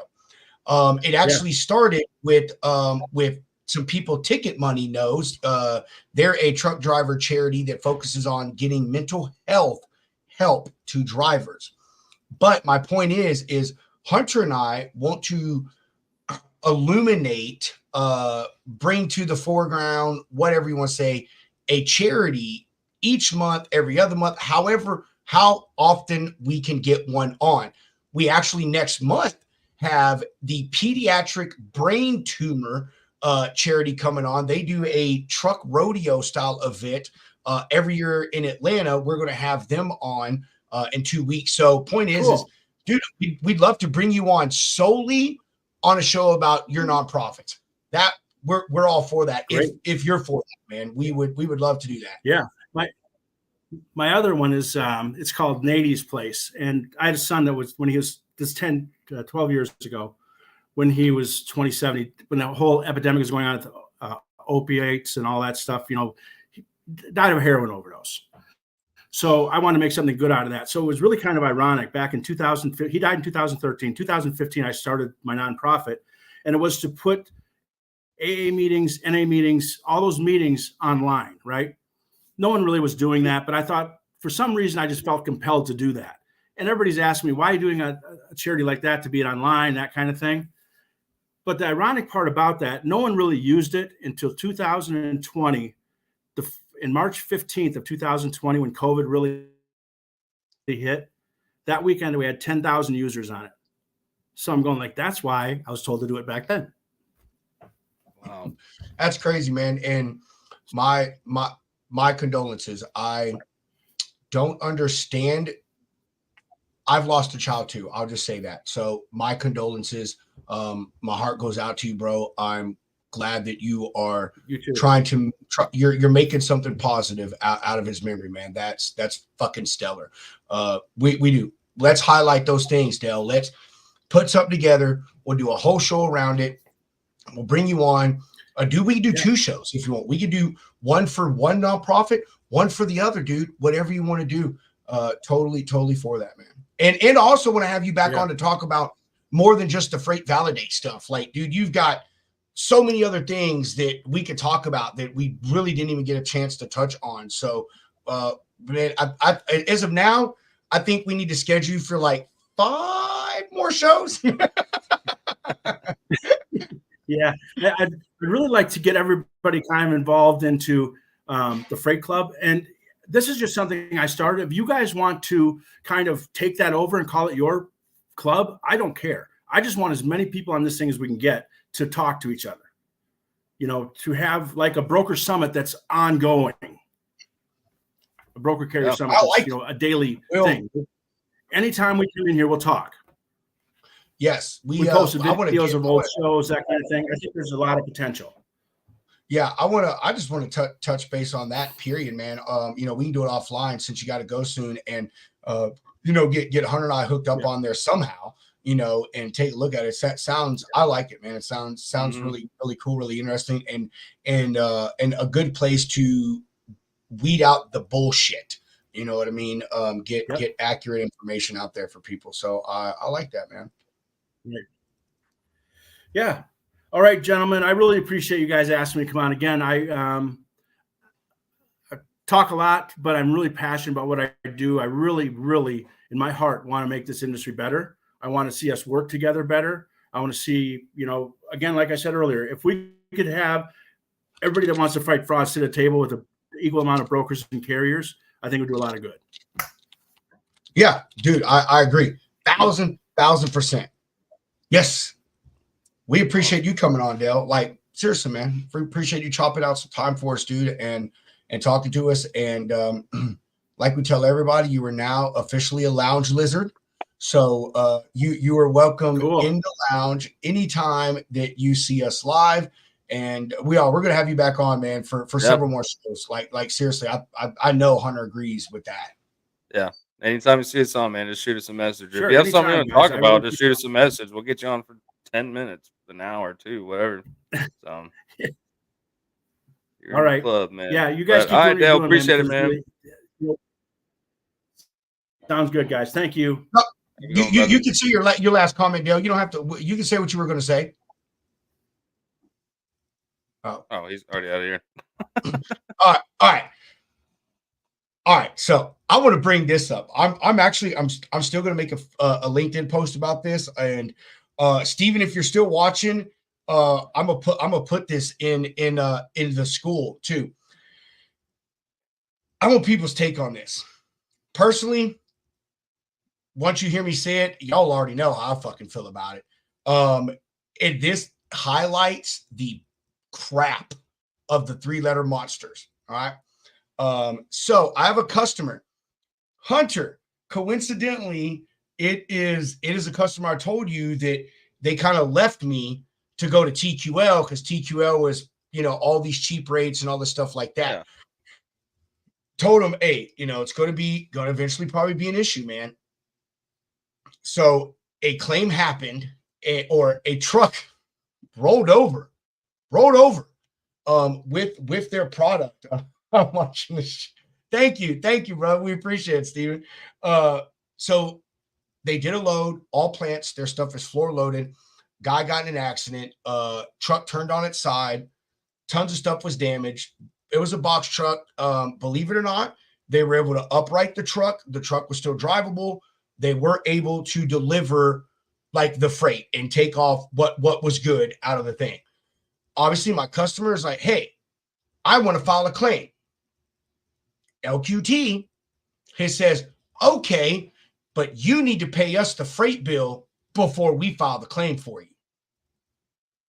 He said, Rob, what would you do in this situation? Would you make me pay the bill? Fuck no, I wouldn't. How am I going to make you pay for something? Like, I'm not paying the driver for that until this is done. Like, I know drivers have their thing about that, but it's like, hey, like, absolutely not. And they're like, they won't. They say they won't even give him the carrier's insurance information for him to do it himself until he pays them $2,800. And he asked me, he said, Rob, he said, what's going to happen to that money? I said, oh, they're going to fucking put every bit of it in their pocket, bro. That broker is going to get every single bit of that, besides whatever, LQT's take on it or, take of it is. So for those of you who are watching, I want you to chime in. You're a broker. You're doing a load for your customer. The carrier gets in an accident and there's a claim. Let's just say it's 500. Who gives a hell? Could be 50,000. Carrier gets in the accident. There's a claim.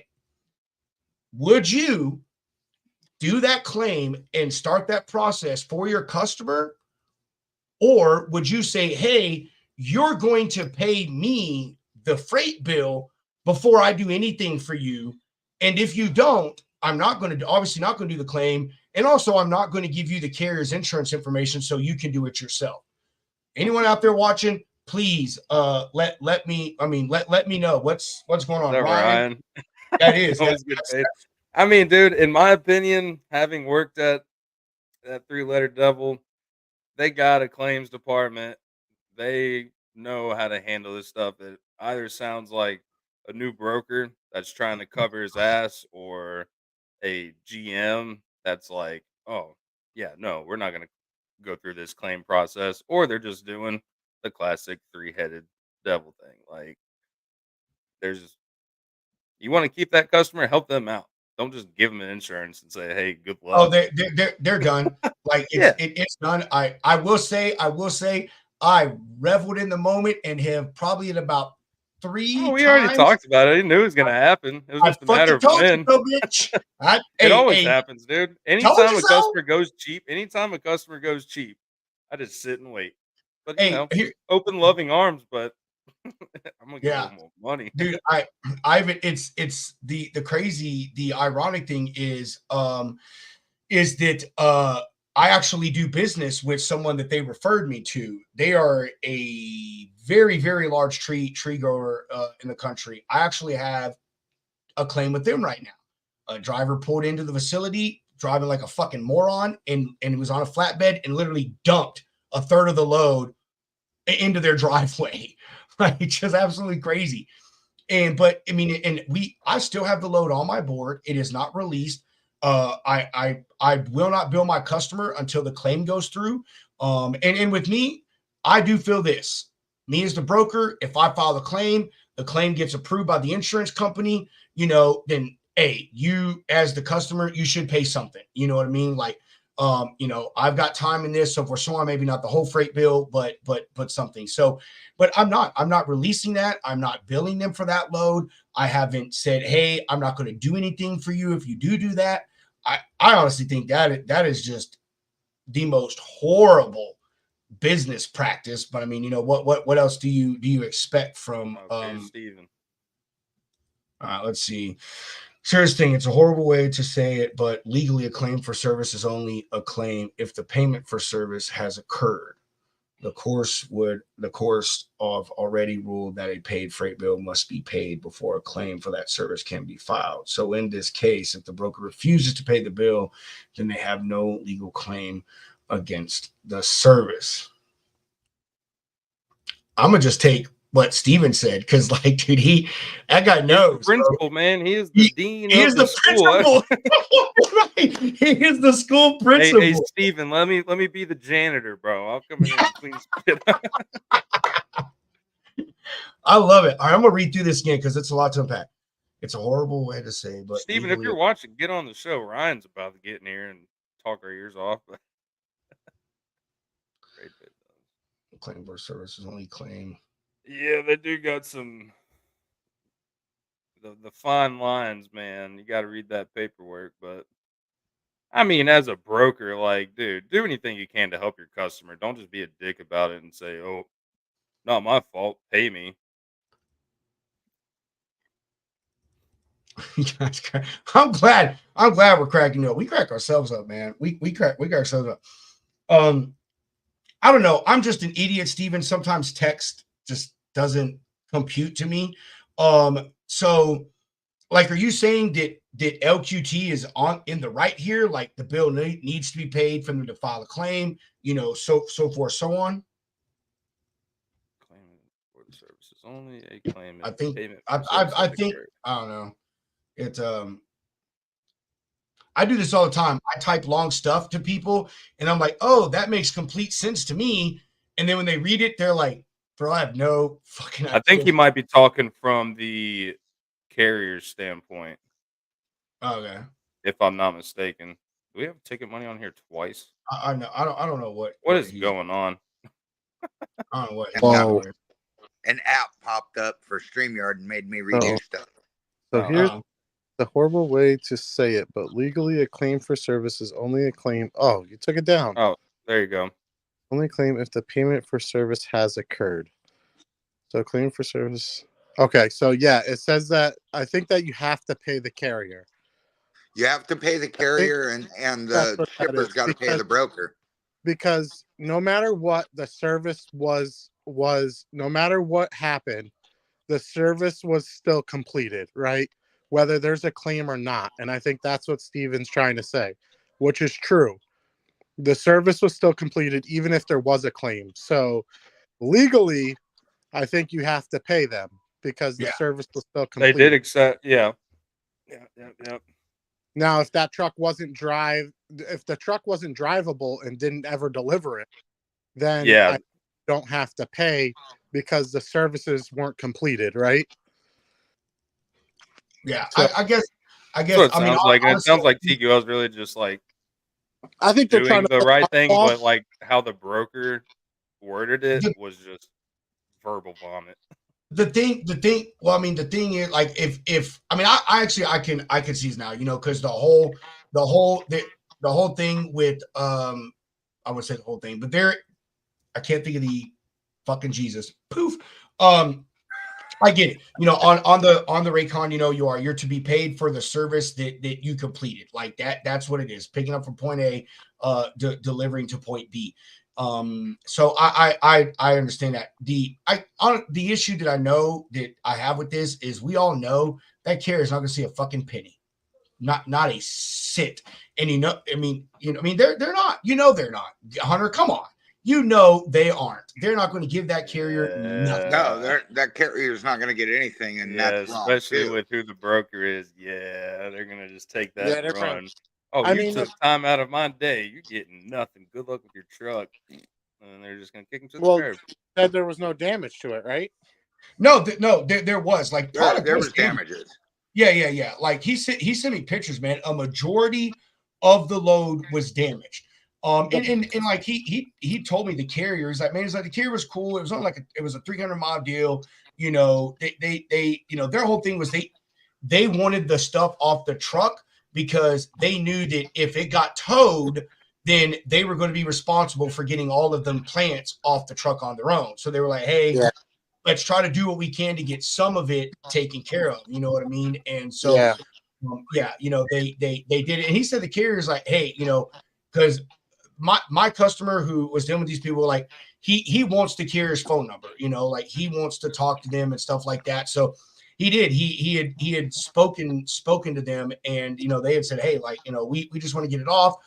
You know, we're not expecting anything at this point. You know, our focus is trying to get our truck fixed and stuff. But ironically, I want to point that out, I forgot about that. They also told him that he cannot during this process, he cannot contact the carrier at any point in time. That yes, like crazy shit, man. Absolutely bonkers stuff, man. They probably just don't want him discussing the rate. Probably don't, man. Probably don't. The freight bill was pretty. I'd say 400 miles. I don't know. He said it was 400 miles. The freight bill was like $2,800. I know that. Like it was $2,800. So, but I want to.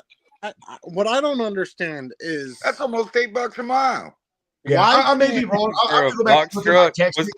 was it a Maybe he hit refrigerated four. box truck for 400 miles at $2,800? Maybe he hit 4 and he meant to hit 7, or maybe he meant to hit 5 or 14. I don't know. I'll have to go look back at my text, but it was $2,800 is what the freight bill was, and it was a box truck. Was not refrigerated because it's, you know, cool weather right now down here. His stuff all goes within a day's drive. So they wet the plants a little bit before they leave, and you know, they're perfectly fine, you know, sitting overnight, you know, making it to a thing at this time of year. You know, obviously it gets hot, they'll be put in a reefer and stuff. So yeah, but even in a reefer long time with plants, it's tough because of the humidity. So you have to at least crack the door once in a while and let that humidity out too. So no, you're right. His stuff never goes far. I'm just a carrier that hauled plants before. What the fuck do I know? Yeah.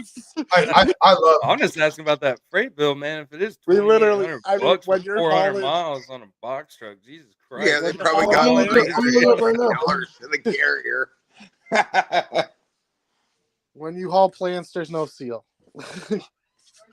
No, there's not. And let me tell you this. So another thing with actually, another thing is with my customer, which, you know, not a big deal with me. I don't really care. Hey, Steven, I sent you the invite. Check your inbox on LinkedIn. I'm gonna read this. I'm gonna read this stuff right now. Hold on. That's crazy, but that's cool that your customer did that. I mean, I don't wish bad things on anybody, but you know, he's coming now. I had some good news today too, Rob. All right, you guys. Hey, I'm gonna go and take care of some stuff. Thanks for letting me in on the show. You're gonna go to sleep. We see you later, lazy ass. Have a good night. Later, Chris. Later, bro. We'll holler at you. All right, later, guys. And don't forget to check out truckdriversofamerica.charity.org.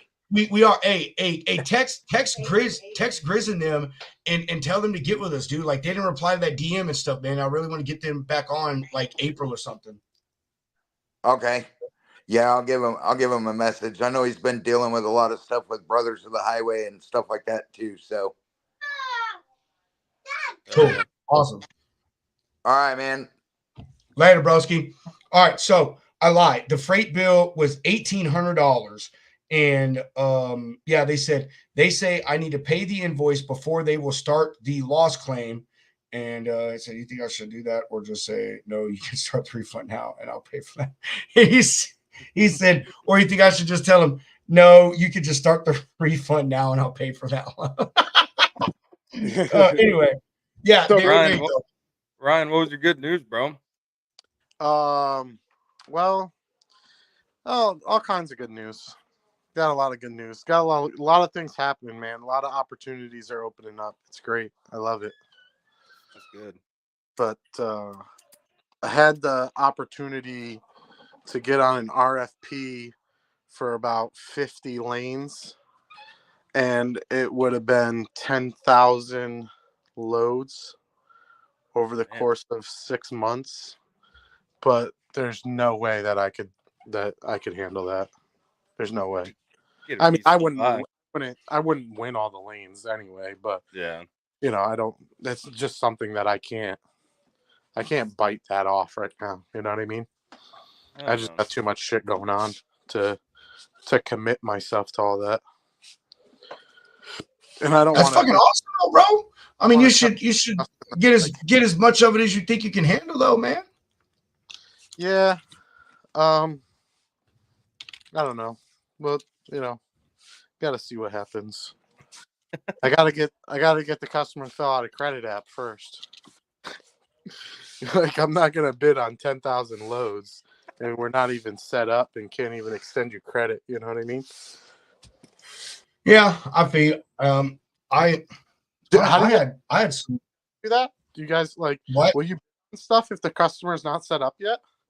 Like, say, yeah, I'll bid. Well, usually we'll just like check the size of the company. So we have a factoring company that we use at Rain Dogs, and like if they're a big motherfucker, like I don't know, like Nissan, for example, you don't have to check any of their credit. They're good, But if it's like a mom and pop out of, Texas or wherever, like just get their address, like, make sure we have the right contact information and everything. And usually we can do it on our own back end, because getting a customer to fill out a carrier packet is like pulling teeth. Oh yeah. Especially when it's like, oh yeah, you got to go through, corporate, and you got to talk to Becky, and then Becky's going to talk to Sam, and it's like, all right, we'll get this figured out in 3 weeks. Yeah, longer than that. Like, oh yeah, dude, sometimes it's months for this and stuff. then if you're really lucky, you get to go through the red line process. Yeah, and then like, so I have a good relationship with the lady who's the decision maker on who they use, right? But she's not the decision maker on who gets paid. You know what I mean? Like, she doesn't do any of the setup stuff. So she sends over like this packet, and it's got like all their bank information, some references, and who the accounts payable people are, and all that stuff, all the contact information, the DUNS number, the EIN number, all that stuff, right? And that's all in this packet. But the thing is that we need you to sign this application. So I've been waiting like 6 weeks to get this signed, because she's like, I can't sign that because I'm not a legal owner. So my signature means nothing. So the owner has to sign it. But the owner also owns 4 other companies, kind of like Dale, So I'm like, well, when's he wild goose hunt? Yeah. She's like, I go, well, when's he going to be in the office? She's like, honestly, he never comes here. She's like, I've been here for 3.5 years, and I think I've seen him maybe 5 times. And I'm like, this is crazy. Like, how do you own a business and you don't even show up? Dude, you need to get his cell phone number and just like scan the form and like text it to him. Yeah. Like, I think I'm just gonna drive to Ohio and knock on his front door. Yeah, man. Just mail it to him. Yeah. Yeah, use your mail process and just mail him your credit app and be like, I didn't know how else to find you. Yeah, check it. Okay. I'll touch on what you're asking real quick, Ryan. Yes, I will bid your stuff without being set up, because I understand customers, man. Like, and I want to say this at the beginning of this. If you're a broker, that when you first talk to a customer and you send your packet in the first or second email, you're doing it wrong. I'll bid you, man. Like seriously. Do I look into you? Yeah, I look into you before I even start talking to you. So I know. Actually, I wouldn't even say I know whether you're worthy or not. Because I have a customer right now, dude. They don't pull up on any credit reporting agency, and it's because they pay everything in cash and like 7-day revolving terms. And so, but the dude gave me a thing today. Let's see. 158 step decks, 80 step decks, 123 walking floor or end dumps, 45 more step decks, 183 step decks, and 52 walking floor or end dump. That guy was just a referral for me, and I did one load, and now it's exploding. So yeah, bro, I'll rate What do you anybody. call it? Crash? No, it's my recycled windmill guy. Hey, speaking of, if any of y'all, oh, look at that little sweetheart right there. Isn't she gorgeous? Man, I'm glad she looks like her mama. Anyway, hey, if That's any of y'all work right there, that's like a step down. You should see my if anyone on here is watching, or any of y'all on screen, I need some connections with some walking floors and some end dumps. I've never dealt with them. I don't know how to quote them, but obviously I want to, be a one-stop shop for this customer. Carrier up here that you can talk to, as far as but they haul a lot of salt for the DOT up here. But Hook me up with them. It still may help me get a gauge on things. I can give them the lanes, and they can say, hey, this is what I do. It may be what I need. So either way, I think they might go over the road too, because they have sleeper cabs on their trucks. Yeah. Well, I mean, even if they don't, they're in the business, so they'd be able to say, hey, I charge by the tonnage, so this is what I would charge. I charge by the mile plus tonnage. That's my thing, dude. I mean, there's they no might know somebody. They might be going to some end dump conferences. There's, Carrier 411. I'm trying to pull reports from there, but all that stuff, so I can get carriers, to call. But we'll see how that pans out. Oh, dude, you know what you need to check out? E-Carrier Check. I just found my login today. Nate sent that. I told you that last week. It went to my spam, and there was 400 messages in my spam. I was clearing it out, and just so happened to see Nate Marquez, and I was like, "Oh shit! I wonder what this is." So, yeah, it went to my spam, dude, and didn't even realize it. So I'm going to pull them, dude. But I literally just got signed into E-Carrier Check. I don't think they get as specialized as walking floor, but you could definitely search specialized. You know what I mean? Say, hey, how specialized are you? You know what I mean? Yeah, for sure. Steven, Papa Freight. I love that. Papa Freight. Man, it is so awesome to finally see you face to face in a way and talk to you. What's up, our brother? Yeah, nothing much. I have a TV next to me, and that's what I watch you guys on, but it had no camera, no microphone, nothing like that, right? So I just stream it on that. So anyway, I had to get my laptop out so I could, dial in and talk to you guys. First of all, hi, my boo, Von Brocklin.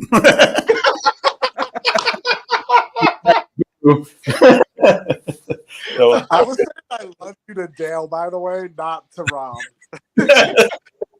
Redheads really are my thing. Hey, I just assumed. I was like, you know what? I should dial in because my typing's atrocious, right? I mean, I think half those letters in those words were backwards for you. So sorry about that, Rob. No. Are you saying courts or court? It wasn't, dude. It wasn't. It's like I said, I'm the same way, man. I will have a thought and you type it out. And as you're typing it, it's like, okay, that makes complete fucking sense. And then when someone reads it, they're like, dude, are you high? Or you gotta type. Yeah. You go back and realize everything's backwards. And you're like, what the hell did I just put? Right? Google Translate says no comprende. Yeah, no doubt. So, hey, explain that, Steven, if you could, man. I think we figured it out, but explain it for me or us. Yeah, I think you guys got it already, but basically it's kind of an asshole move that TQL or whoever broker says, hey, we're not filing a claim for you. I'm not going to help you file a claim, anything on this load. And basically all the courts over the history of these kinds of cases has said there's certain documents you must have to be able to file a claim, right? You have to have the invoice, the commercial invoice of the product that was in the tractor trailer, right? You have to prove what you shipped.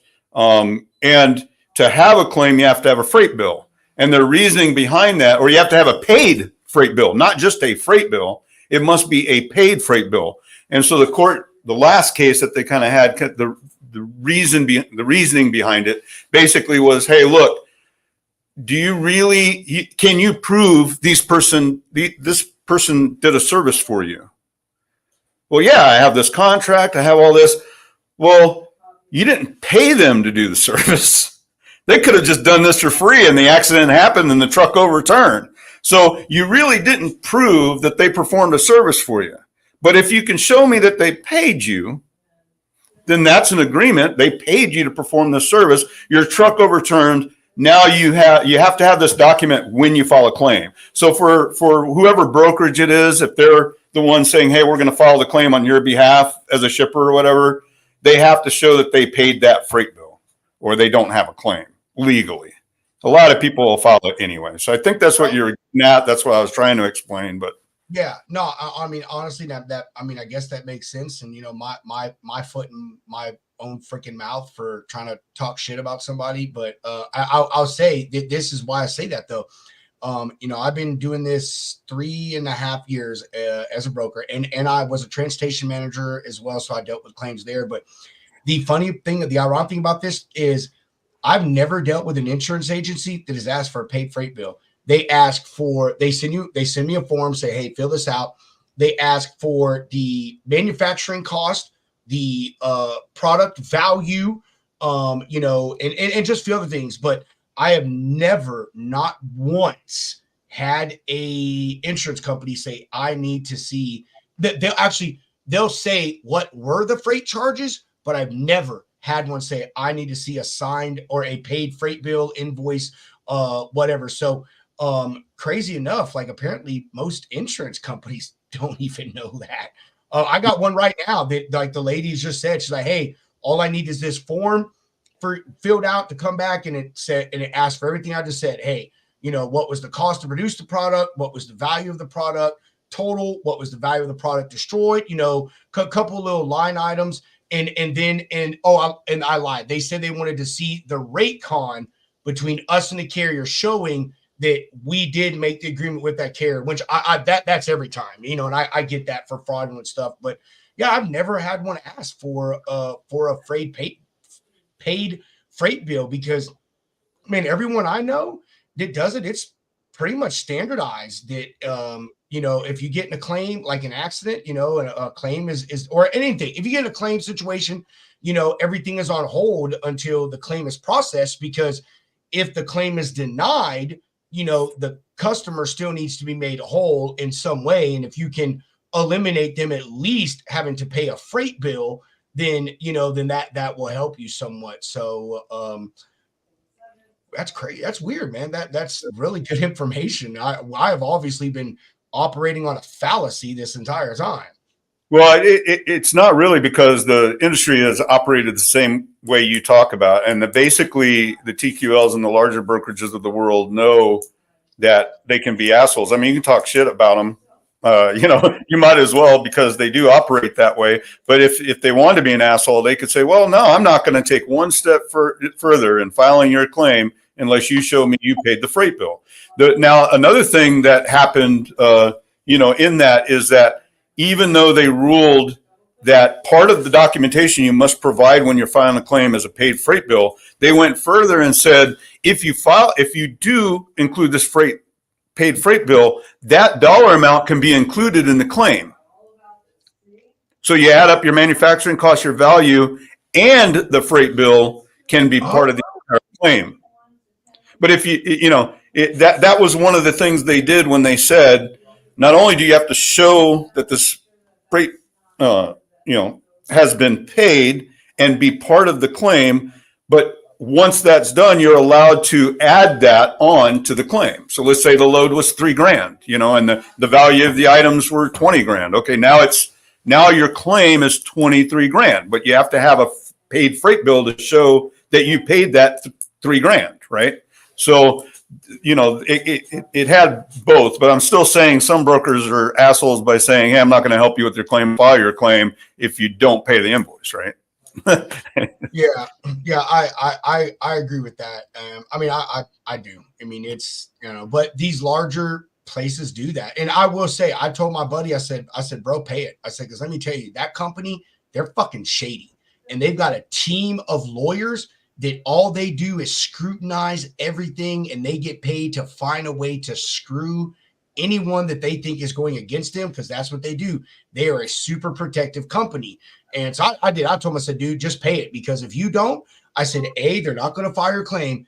B, they're going to say that you have an unfreight freight bill. They're going to hit your fucking credit. They're going to put reports on you. They're going to do all of this stuff that is going to, like really make things a hell of a lot harder for you in the long run. So I don't know, it just kind of goes, I don't know. It's a good thing to bring up because it obviously points out, I mean, that we already know this, but there is almost zero standardization in this industry. Like there's not, I mean, everybody kind of just does however they want to do. And they get away with it by making contracts and agreements. They put all this fine print and stuff in there, and they think that allows them to circumvent the way things are. And it gets to this point. Those things happen for so long, and you get people like Hunter that have worked for this type of people, and then they go somewhere else and they're like, oh, this is how they do it. And it just kind of, as they say, shit rolls downhill, and what shouldn't be standardization then becomes, normal operating procedure for the industry. So I'm still going to put this in the group, Stephen, like I am still going to put this in the school, man. I think this is a cool little thing to talk about, man, because you're the first person that has schooled me on this. I think everyone here thinks the way that I was thinking, man. Like, hey, like everything is kind of just put on hold when the stuff gets done. I didn't know you could roll a freight. That's why he's the papa. He's teaching us. Well, one of the things that it differentiates on equipment too. So, for example, in the LTL world, a lot of the LTL carriers will tell you the same thing. You don't really have a claim unless you've paid this bill to us. So they'll say, hey, what if you claim, show us your paid freight bill, and it's in their tariff. I mean, they specifically put it in there so they can say, hey, unless we get paid, you don't have a claim against what we were carrying for you. But if you extend them credit, isn't that technically paid, right? No. If you're shipping on a prepaid basis, but the bill has not been paid yet, it hasn't been paid. And I think like net 30. Wait a minute, you haven't paid the bill yet. You don't have a claim. Yeah, but if they have like net 30 days, so they don't have to use those net 30. They have to pay it before. Basically, they can't. That's why I mentioned that, because if you said, hey, a broker told you, no, I'm not filing a claim until the load is paid for, then that's basically what they're doing. And LTL carriers will do that to you too. They'll go, hey, you don't have a claim until these 5 documents are given to me, and one of them on that list is paid freight bill. Yeah, I had an LTL claim, and they're like, you have to provide these documents within 4 days, or you have no claim. Yeah. And I'm like, what? Like, who's got time for that, bro? So I had to go to my customer's office and gather these documents myself, because they don't have time for that. You know what I mean? Like, it's not our fault that you do Mach 90 on the fucking cross dock. It'll take them 6 months to do that claim, and even if there was no claim, still takes you 3 fucking months to get paid for them. I stopped doing that. We're missing 2 full boxes of product, and the customer's like, hey, listen, I don't care if the product is damaged because it's unfinished product. I have to send it to get powder coated. He's like, I could probably buff it out, but I just want my product. That's all I want. Just tell me where it is and get it on a truck and get it here. That's all I want. I'll pay the freight bill. I'll pay for the 2 boxes that you guys, flew off the pallet too. He's like, I just want my product. He's like, I ordered it because I needed it, not because I wanted you guys to throw it off your cross dock. Yep. I love I love LTL companies. I'm saying that ironically. And I don't mean like niche LTL places and stuff, you know, like things that you do, Steven. Like you're extremely niche with what you do, but you know, like the big 3-letter monsters. Man, I have a claim right now that still is not done with Saia, however the hell you say those people's name. Yes. But dude, the driver, it quite silly enough, it was plants. My guy is I'm connected with the CEO of that carrier, Rob. If you want my to hook customer, my customer has been shipping LTL plants for 2 decades. I mean, like seriously, dude, has it all down to a science. Puts everything on racks, wraps it in chicken wire. If y'all know what that is, if not, go Google it. Wraps it in chicken wire, like does all these things to prevent stuff from falling and shifting and everything. They get to the delivery. Driver puts it on the lift gate, goes to lower it down, and the whole thing falls off the end. And they're saying, "Oh, well, it's not our fault. It was packaged wrong." Dude, there's like 5 people saying that your dumbass driver set this stuff halfway off the lift gate, and when he let it down, it all fell off from the top of the truck. Like, are you kidding me? We have pictures of this stuff, man. And anyway, I'm still dealing with that. Absolutely. And the customer said the same is almost the same thing as you. Like the stuff got delivered, but he's like, man, he's like, that entire product is worth like $500. What's the problem? Who cares? Like, you know, it's like, dude, what's $500 to a multi-billion-dollar company?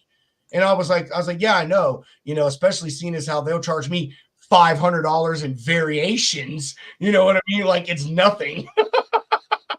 Yeah, the thing with the LTL carriers that's crazy, you know, with what you're talking about is they can get very specific and say you need to go to the NMFC guide. Let's say, for example, somebody witnesses them drop that off the back of a lift gate or whatever, and it hits the ground and breaks, right? And you're like, hey, I'm going to file a claim. This is an easy and done thing. And they go, okay, well, look at the corrugate boxing around it. The NMFC guide says it must be a double corrugate, and you have this in a single corrugate box. Therefore, it's insufficiently packaged, and we're not going to pay the claim. That's how very specific they're going to get, even when they're at fault. Because here it is, over the course of a year, they have these millions and millions of dollars in claims.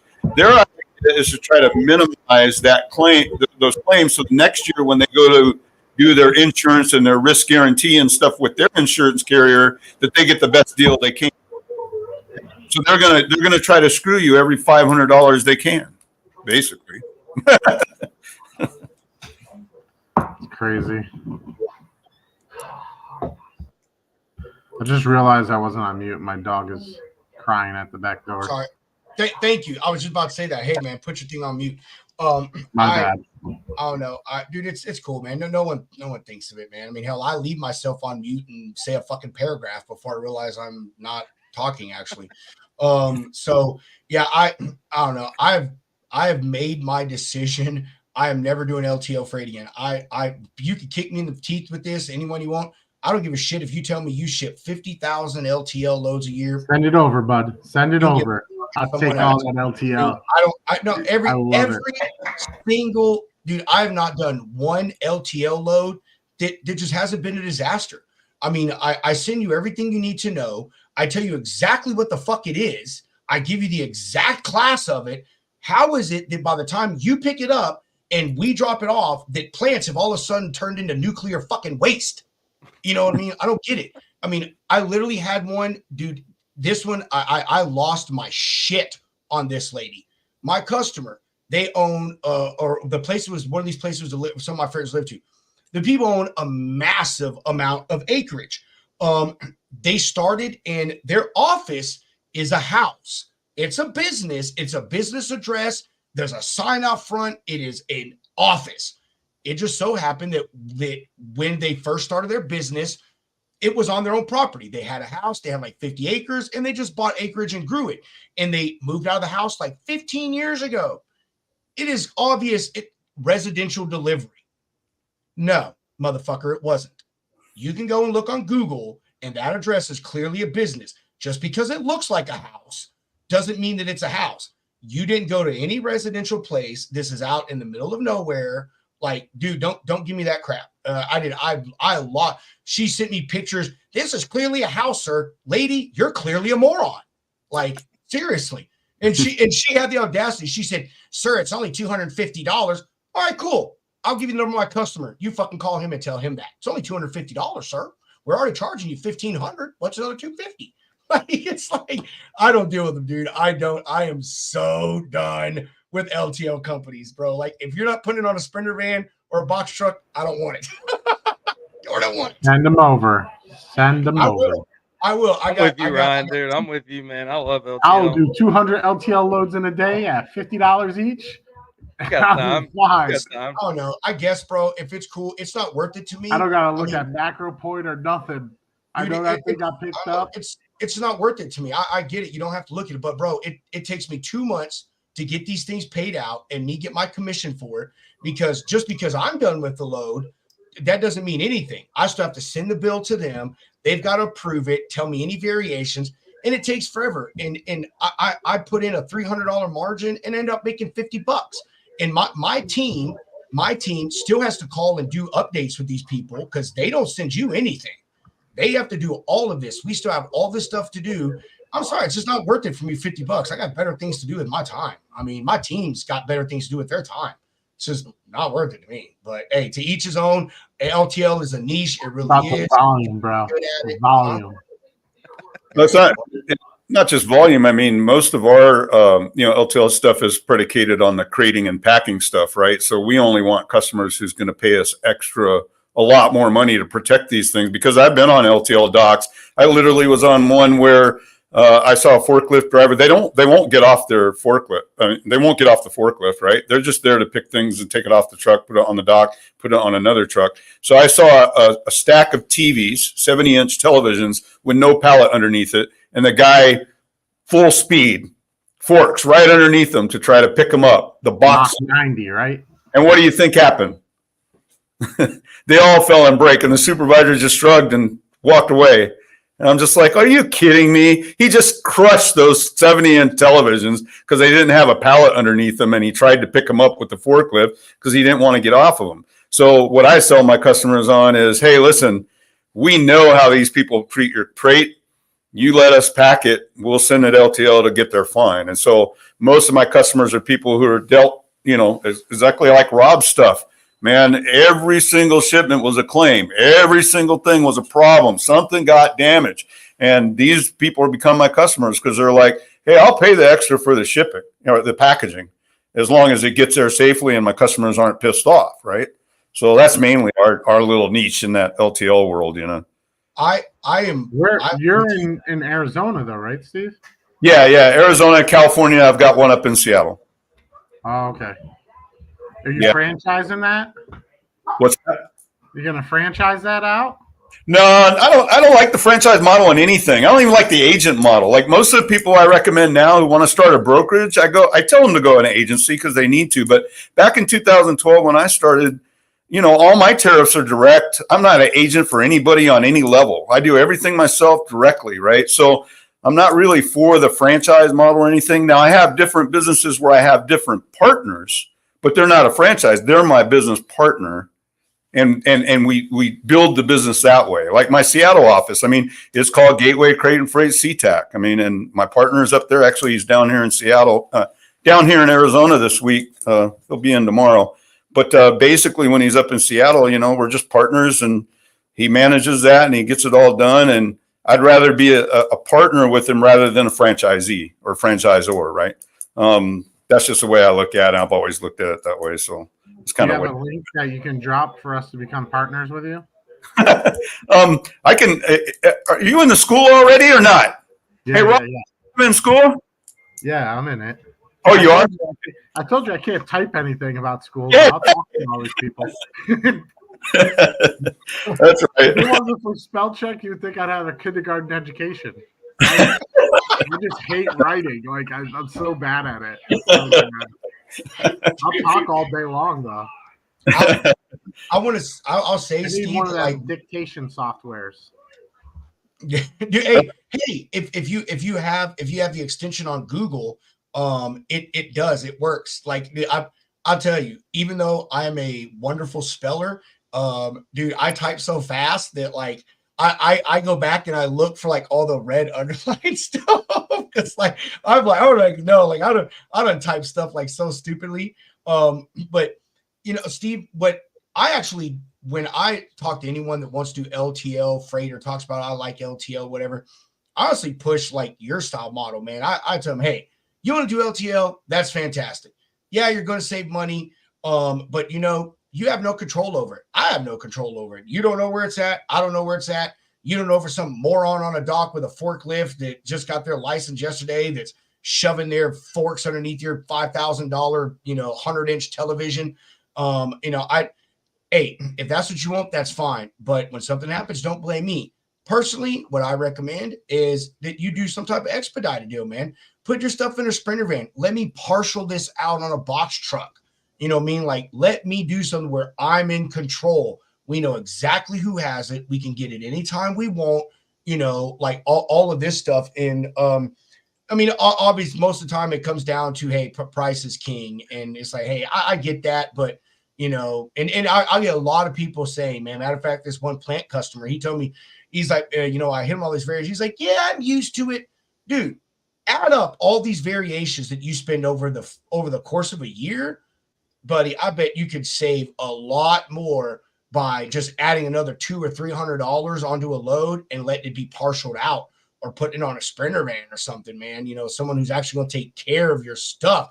Who cares, you know, because, you know, these small companies, you know, I mean, I wouldn't say you're small, Steve, but like you, man, like stuff like that matters to them. You know, like I want this person's freight to get picked up and delivered the way that they wanted, the way that they gave it to me. And I want them to know that it is being taken care of and that I care about it. And I'm going to do whatever I have to do to make sure that it's taken care of and stuff. And, you know, they just, I don't know. A lot of people don't like doing that. Yeah, you're absolutely right. And that's been the growth over the last probably 5 years, right? And box truck and Sprinter van OTR stuff. You didn't see that a lot 10, 15 years ago, but it's grown huge over the last 5 years. And it really is a good way. I mean, I have a lot of my equipment doing that kind of stuff, right? We even have a deferred freight program. Like I've got some stuff in my warehouse here in Arizona right now. Been sitting here a couple of weeks. It's waiting for one of our own trucks or vans to go all the way up to Northern California. And the people are fine with it. They're like, cool. As long as I know that, you know, one of them's a stained, you know, specialized stained glass. I mean, you know, that they created this big thing of stained glass. They don't want to give that. Even if I created it, they don't want to give it to LTL carrier, right? So they're like, yeah, Steve, if you have your own truck going up there in a month, I'll trust that you'll get it up there, right? So we've grown that kind of, you know, most people in the trucking world are used to exclusive use or dedicated truck kind of stuff. We're more in the world of getting parcels. You know, we want to get parcels. We want to get 6 or 7 clients going up to the Bay Area from here and just say, hey, we'll everything will have dunnage and foam in between it and everything will be protected and it'll get delivered exactly the way you gave it to me, right? So I think that's what people are looking for. And then in the LTL stuff, you know, everybody's frustrated with reclass and all that stuff. And the reason is if you use a TMS, we're using some kind of global tariff on those LTL rates. Like with us, we use direct rates with the carriers. And so I'm able to negotiate things into our tariff that says, listen, if I provide you a picture on my scale that thing's 320 pounds, you're not going to tell me it's 500, 400. You're going to go by my tariff and accept my photo. And if you negotiate that in there, you're never going to get reclass or they're not going to reweigh it on you because it's in your tariff. And you can't do that when you're using other people's tariffs. I'm glad you brought that up is because honestly, like that's really what a majority of us have to go off of. And I'll keep going back to this plant customer line. This guy's been doing this for, like I said, 20 years. He literally he goes out there with a tape measure.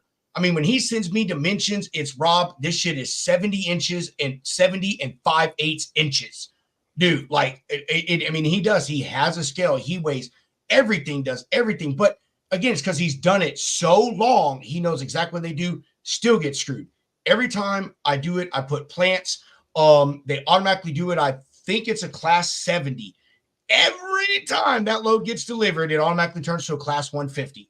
and then they add an inspection fee, and then they add this fee and that fee, and it's that's the issue, is that, you know, is like I have to go off just the data I can find on Google or another website or whatever it may be. And, you know, these LTL carriers, they have, I don't know where they get it, their own system of how they rate stuff. And, you know, it's like, dude, hey, like, I'm telling you what it is.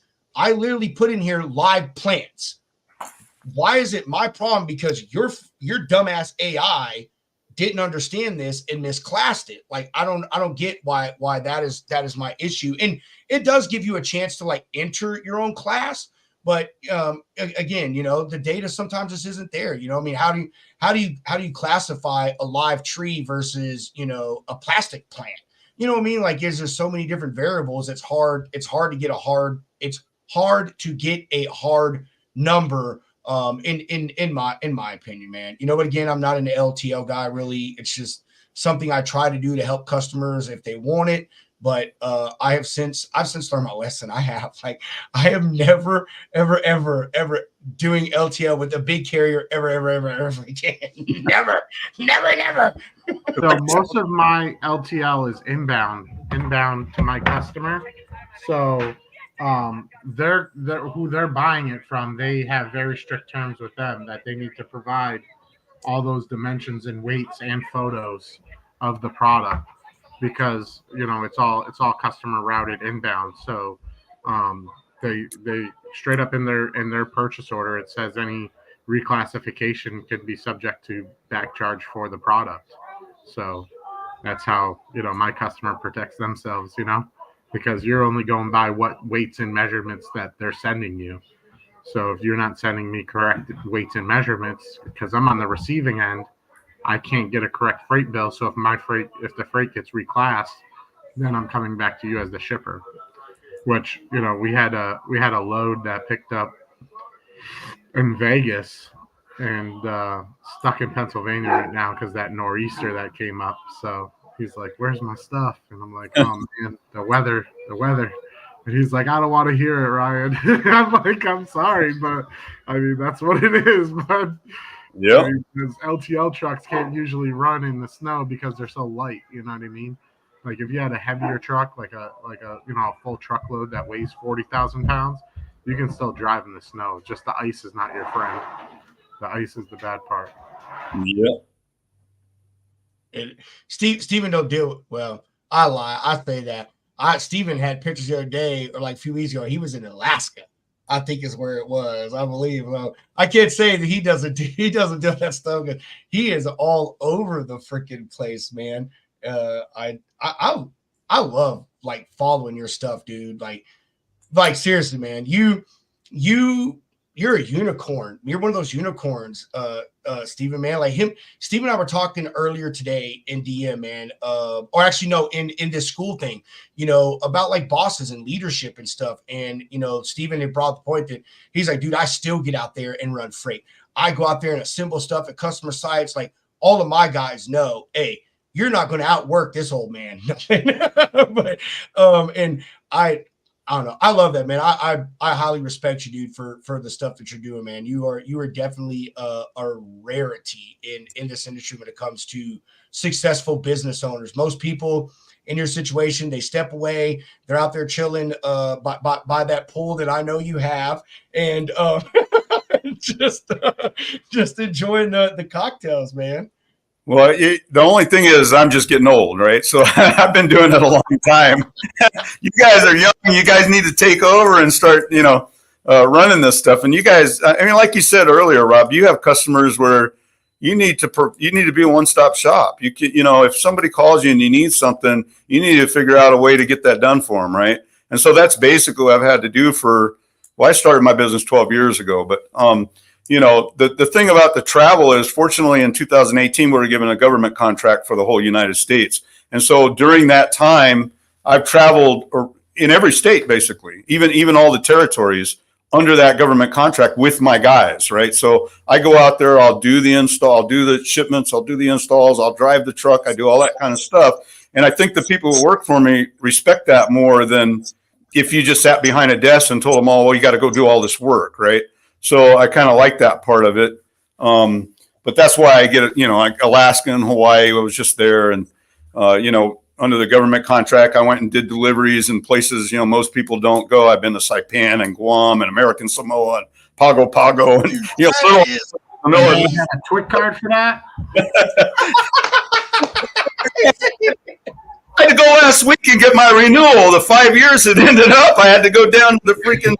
I just did that the other day. I had to go down there and take my picture again, and I'm like, can I use the picture from 5 years ago? I look younger. No, It's not the DMV. It's the TSA. Yeah, put your finger here. You know, stand back. I'll take a picture. You know, it's like, and still, even if you know, that's you guys. I think you guys were talking earlier, right? With Dale, when Dale was saying, I kind of think that. I think if you own a logistics related company, you should have a freaking TWIC card. Even if you don't drive a vehicle, you should have a TWIC card, because a TWIC card, and I tell this to people who DM me all the time, hey, I'm starting a cargo van business, I'm starting a box truck business, how do I get freight? And my number one answer isn't what normally people would say. I'd say, get a TWIC card, because that'll show that you are who you are. And that's what a shipper cares about. They care that you're not going to steal their stuff, right? I mean, you had to go down and give fingerprints and take a picture and all that stuff. That's my first advice. Get a freaking TWIC card, right? That's why I posted mine on LinkedIn, and somebody was like, hey, you should take that down. There's a lot of personal information on there. And I'm like, the only thing that's on there is my name. Yeah, I know. There's less information on my TWIC card than my driver's license, and the TWIC card provides higher security clearance. I saw that. I'm like, I don't care. I can show this anywhere I need to. I mean, it doesn't matter. It's literally called the transportation workers identification credential. That's what TWIC stands for. If you work in transportation, you should have one. So my post of my picture was, do you even work in transportation if you don't have one? So honestly, I just want to clarify, and I don't care if people can think I'm stupid. Not everybody can know everything. So I mean, me right now as a broker, like I could go down and get my TWIC card. Yeah, it's a TSA. Really? TSA, yeah, it's a TSA issued identification. Exactly. Dude, I really thought, like, I know what TWIC stands for, but I think a majority of people think it's only for carriers. I would be willing to bet that 90% of people not carriers in this industry do not realize that we can go get a TWIC card. I don't know if you can use it to get on a plane, because I've always had the enhanced driver's license, so I use that or my passport. But I don't know if it gets you through, like, the same place you go to for TSA pre-check or pre-clear, like that new thing where they scan your eyeballs, is the same place that you go for a TWIC card. Yeah, Ryan, on that point, that's the point I was trying to make to somebody. So if you go and get an Easy Pass, so an Easy Pass is $70, right? It allows you to speed through the line at an airport, right? Because it proves who you are. The TWIC card for the TSA is the next step above, right? So you pay $125 for the TWIC card, but the TWIC card works at the airport in the Easy Pass line. So even if okay, yeah, I didn't know that. And yeah, if you have that and you can skip the line at the airport and go into Easy Pass and show them your TWIC card, because all TWIC card is to the TSA is one level above Easy Pass, and they'll take it. Watch, in the next 30 days, Steven is going to start getting hate mail from the TSA.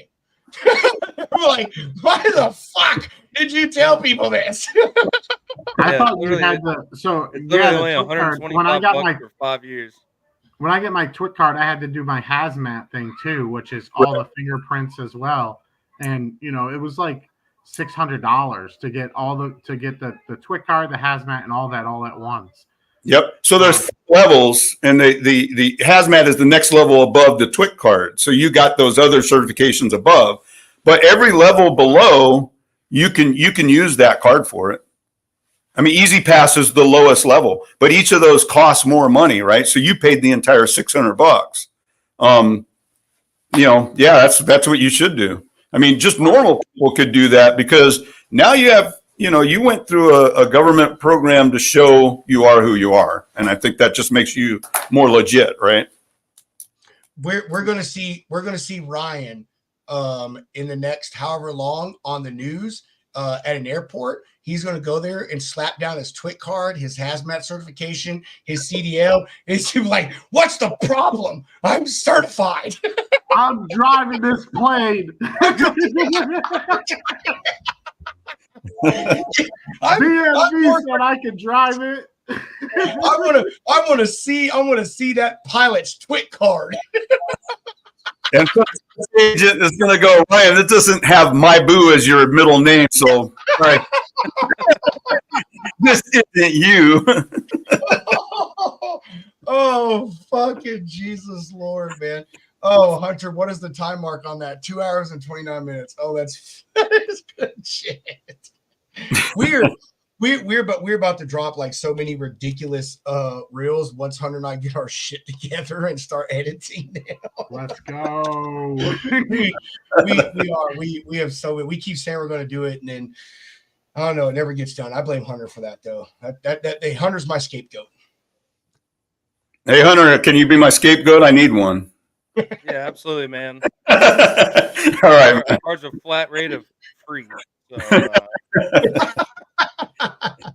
oh man. All right, guys. Hey, I got to get off here in a minute. My oldest is on his way home, and like I said, he's now sharing my office with me and stuff. So I like to try to give him his space as a working man. I know how it is to get off work and to come and have your own space. I think we all understand that. So, but before we leave out, sounds like you better move into the garage, dude. If you say that, I'm actually thinking about doing that. I think I'm going to build an office in my garage. So I have what they call a 1.5 car garage. So I have like a full length one, and then the other part's the half one, and I have that half part as my shop right now. But dude, I literally told my wife, I said, "Hey, shop. Dude, I should move." Oh, you got to have a shop, dude. If you're a guy and you have a house and you got a garage and you don't have a shop, I don't know what's wrong with you. I got a she shed. That's my shop, bro. I'll take a he hut. But anyway, I told my I was there saying, "Hey, babe, like I should move all this stuff and build me an office in my garage, and it'll be awesome because I don't have to get permits from the city, and I can do it all myself."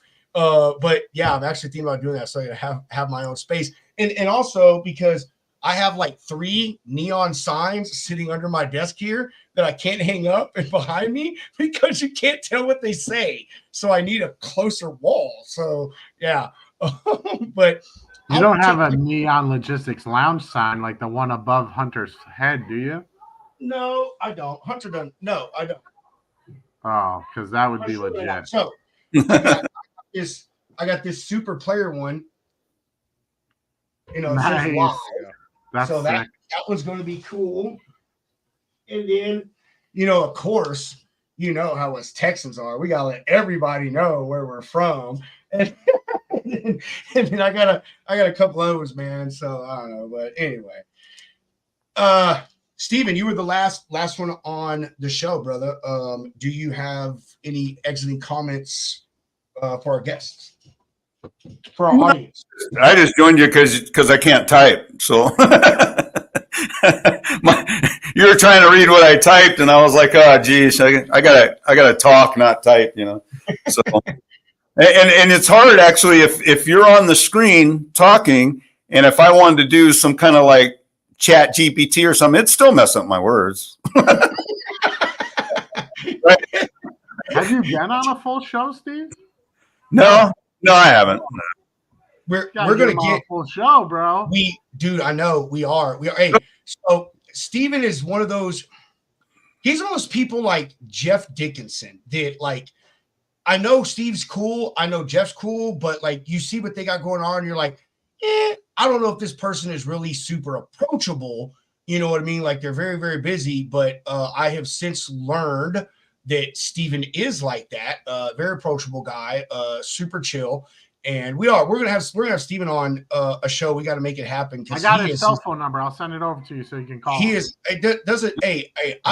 I know too many people that live in Phoenix. Like, it doesn't matter. I'll just get someone to go drive by his building and get all his information.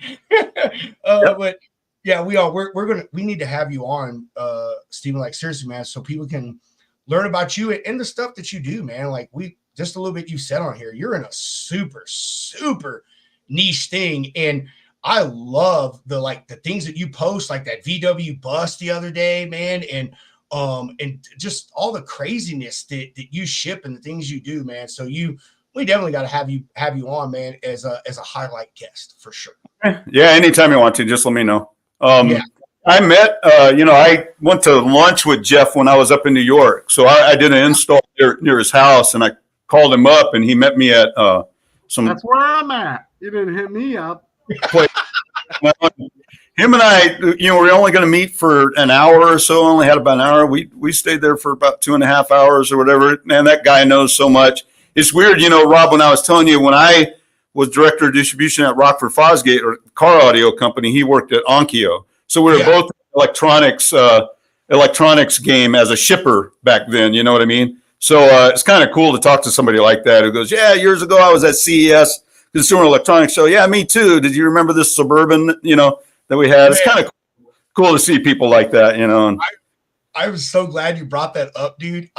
Everyone knows that I'm a huge audiophile. Ryan, Steve and I, he sent me a DM. We were talking about the school thing. Already. You said, I know the director of logistics for Rockford Fosgate. And I was like, yes, yeah, I did. We talked for 30 minutes about just speaker setups and shit, dude. I was like, oh, I love this guy. When I was younger, I was more of a JL guy. We had JLW0. I had a wall of 415 JLW0s in my Honda Accord with MD Court mids and highs.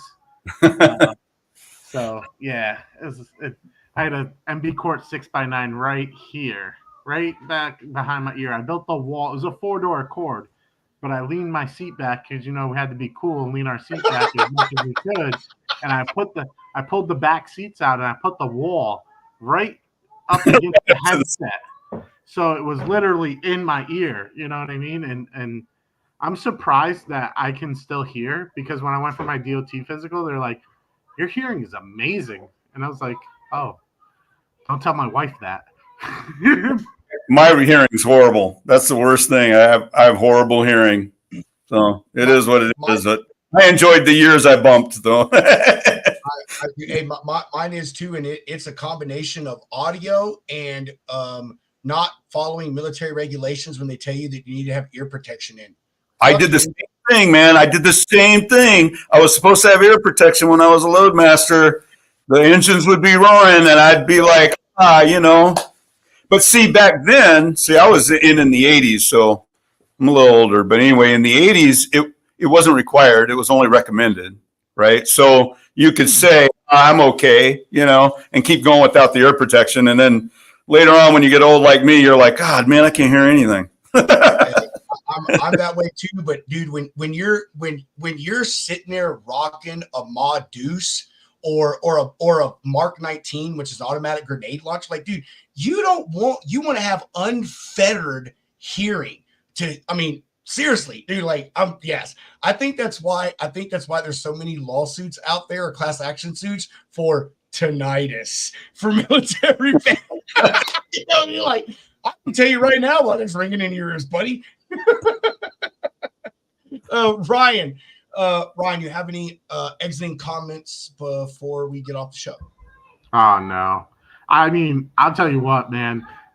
You were over there, but Freight X, not a no, Ryan. Bro, Freight X is so amazing. If you're not in Freight X, it's bro, I haven't moved over to Freight X. I haven't went to bed before 4 a.m. It's literally insane.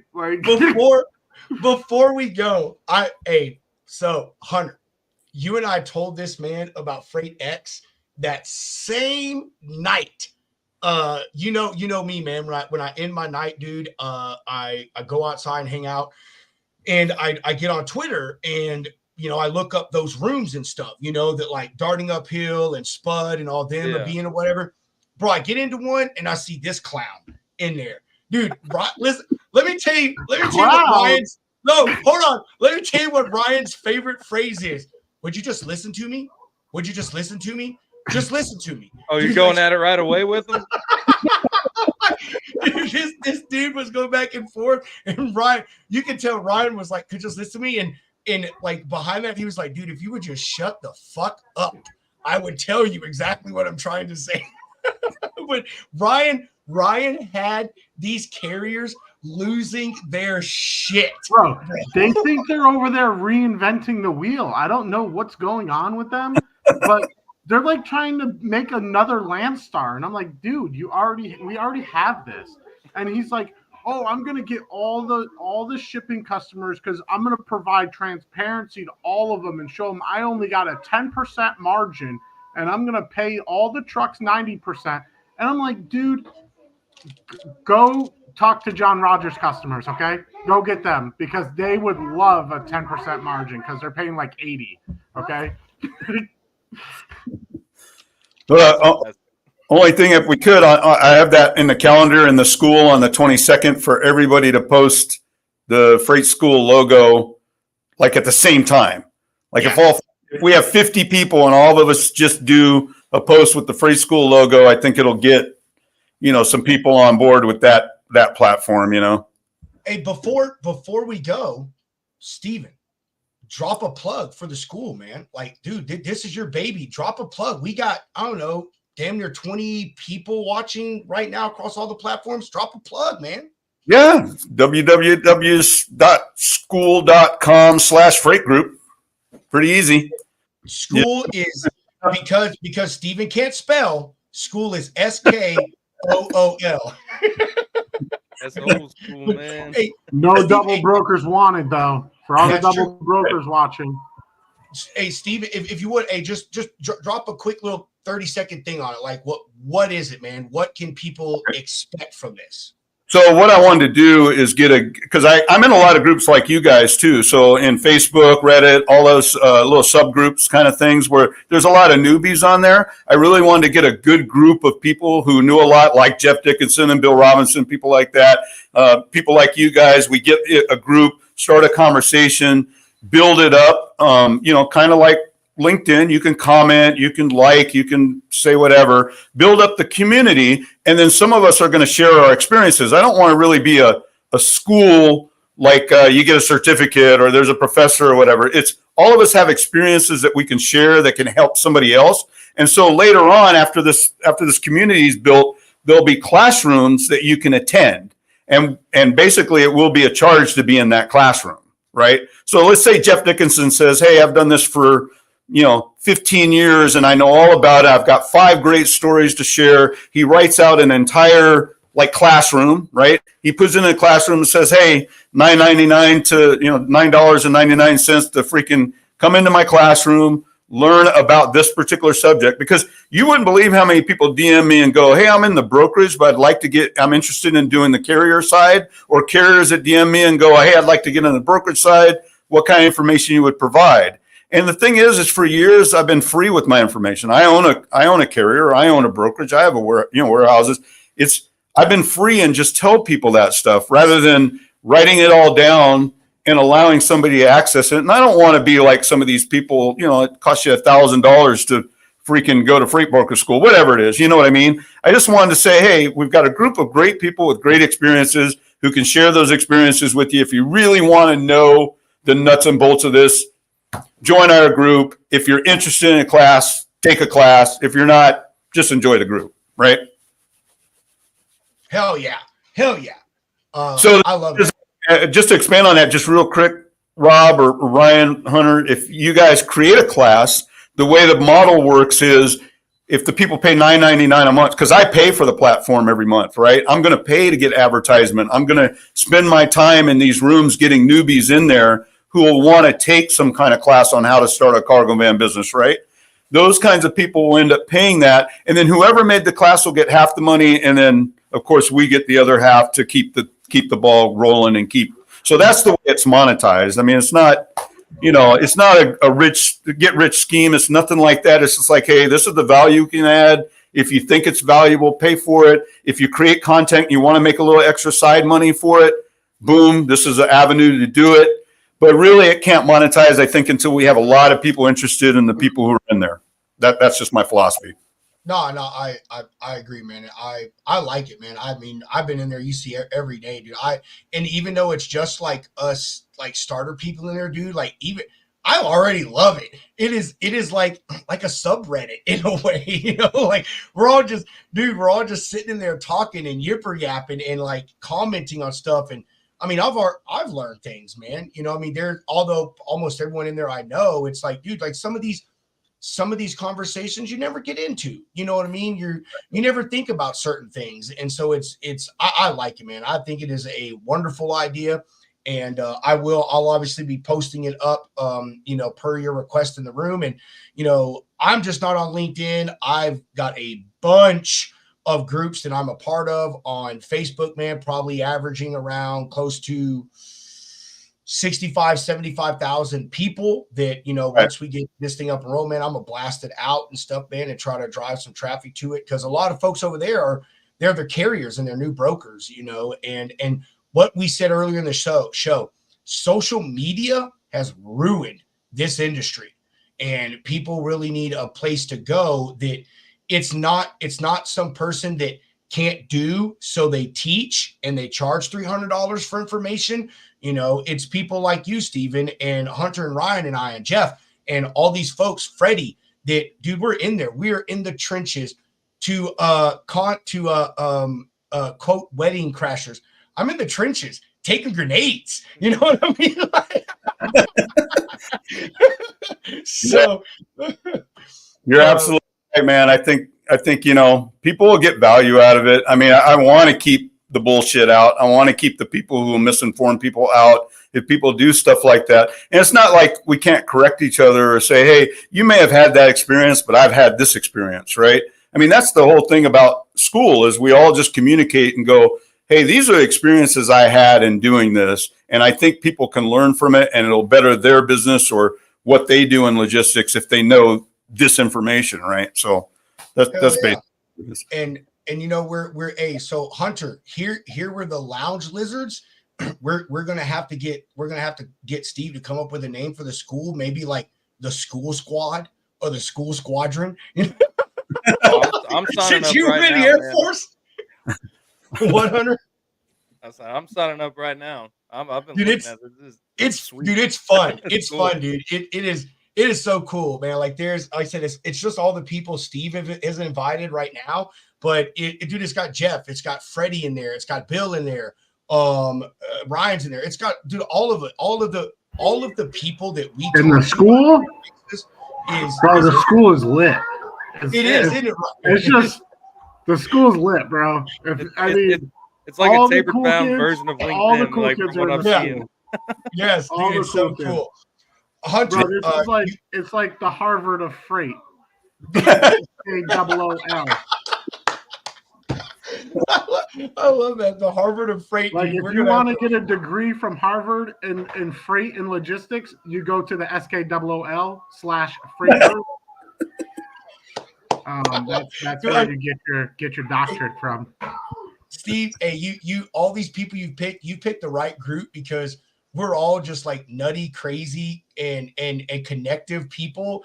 So we're gonna plug the hell out of this thing, dude. Like we are, bro. We love spreading information and stuff. And so we're gonna have you back on. We're gonna talk about yourself. We're gonna talk about the school more in depth and everything, man. Hunter, my brother, Mr. Hound. I know you've been quiet the second half of the show. Do you have anything you want to say to the lovely lounge lizards before we chop out this piece? Oh, well, it's all the lounge lizards. Love you guys. Can't do this without you. We're out here rocking and rolling. Appreciate both y'all coming in. Ryan, Papa Freight. Good to see y'all as always. Papa Freight, you got to get in here more, man, because this freight school looks right up the alley. So yeah. If y'all aren't going to Matt's, go sign up for Matt's. Truckshow.com. Be there. Bluegrass State's going to be a good time. But yeah, we got good things coming this week. 100%. For the rest of the year. Man, for real, we do. We seriously do. Look at me doing some John Cena shit over here.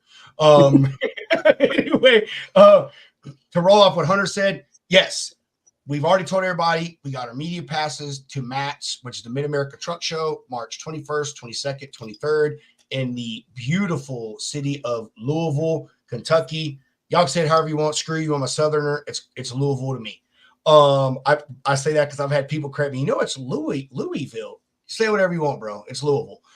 Anyway, we're going to be there, have some incredible stuff going on. We're going to hook up with Road Dog. We're going to hook up with E-Carrier Check, and we're going to hook up with Mother Trucker and Hope Zavara with Mother Trucker Yoga. All kinds of amazing stuff going on at MATS. We also want to remind everybody, March 1st, Friday, March 1st, ladies' night here on the lounge. March 1st starts the beginning of Women's History Month. We here at the lounge, we like to think that we give equal opportunity to everybody, including those of the female gender out there. We love having them on the show. We think, ladies are just amazing in every aspect. So we got Monica Thornton on. We got Nizreen Mosry on. We got Kelly Cullums. Hunter, I just got her, dude. She's going to come on. Kelly is going to come on. We got Jessica Lopez. We got several people, amazing women in this industry. March 1st, they're going to come on. We also, on March 7th, I'm really going to drive this one because I think this is really important. We are going to have a charity come on for children's brain tumors. They raise money for research and operations, for children with brain tumors. They involve truck drivers in this. They do a little trucking rodeo /show. They take, donations and all these things. And, anything for children, we're all about. Hunter and I just absolutely love charities as well. So we're going to have them on. Just a lot of really, really great things that Hunter and I have put together. We're really excited to roll all this stuff out. Hunter has said it no better than I can. We love all you lounge lizards. We appreciate all the love that y'all are giving us. We do have one request. Our LinkedIn absolutely exploding. We are almost at 1,400 followers. May not sound like a lot, but we have more followers than some Fortune 500 companies on here, dude. Seriously. But we want y'all to go to X and YouTube. Search us up. Just look up at the Logistics Lounge. You guys know what our logo looks like. Go like and follow us. Spread the love. We need y'all to help us get more of this information out from people like Steven and Ryan and Del Prax that was on earlier. We got to spread the love, and we got to do things so we can continue to grow and bring y'all amazing content. We're going to end the show now. But before we do, we're going to tell you that the sure thing that you can do is take your invoices from your business and factor them through Sureline.com. Right now, it's their 5th anniversary, their birthday. Use that code scrolling at the bottom of the screen there. Get your first 5 invoices factored for free from Sureline Capital.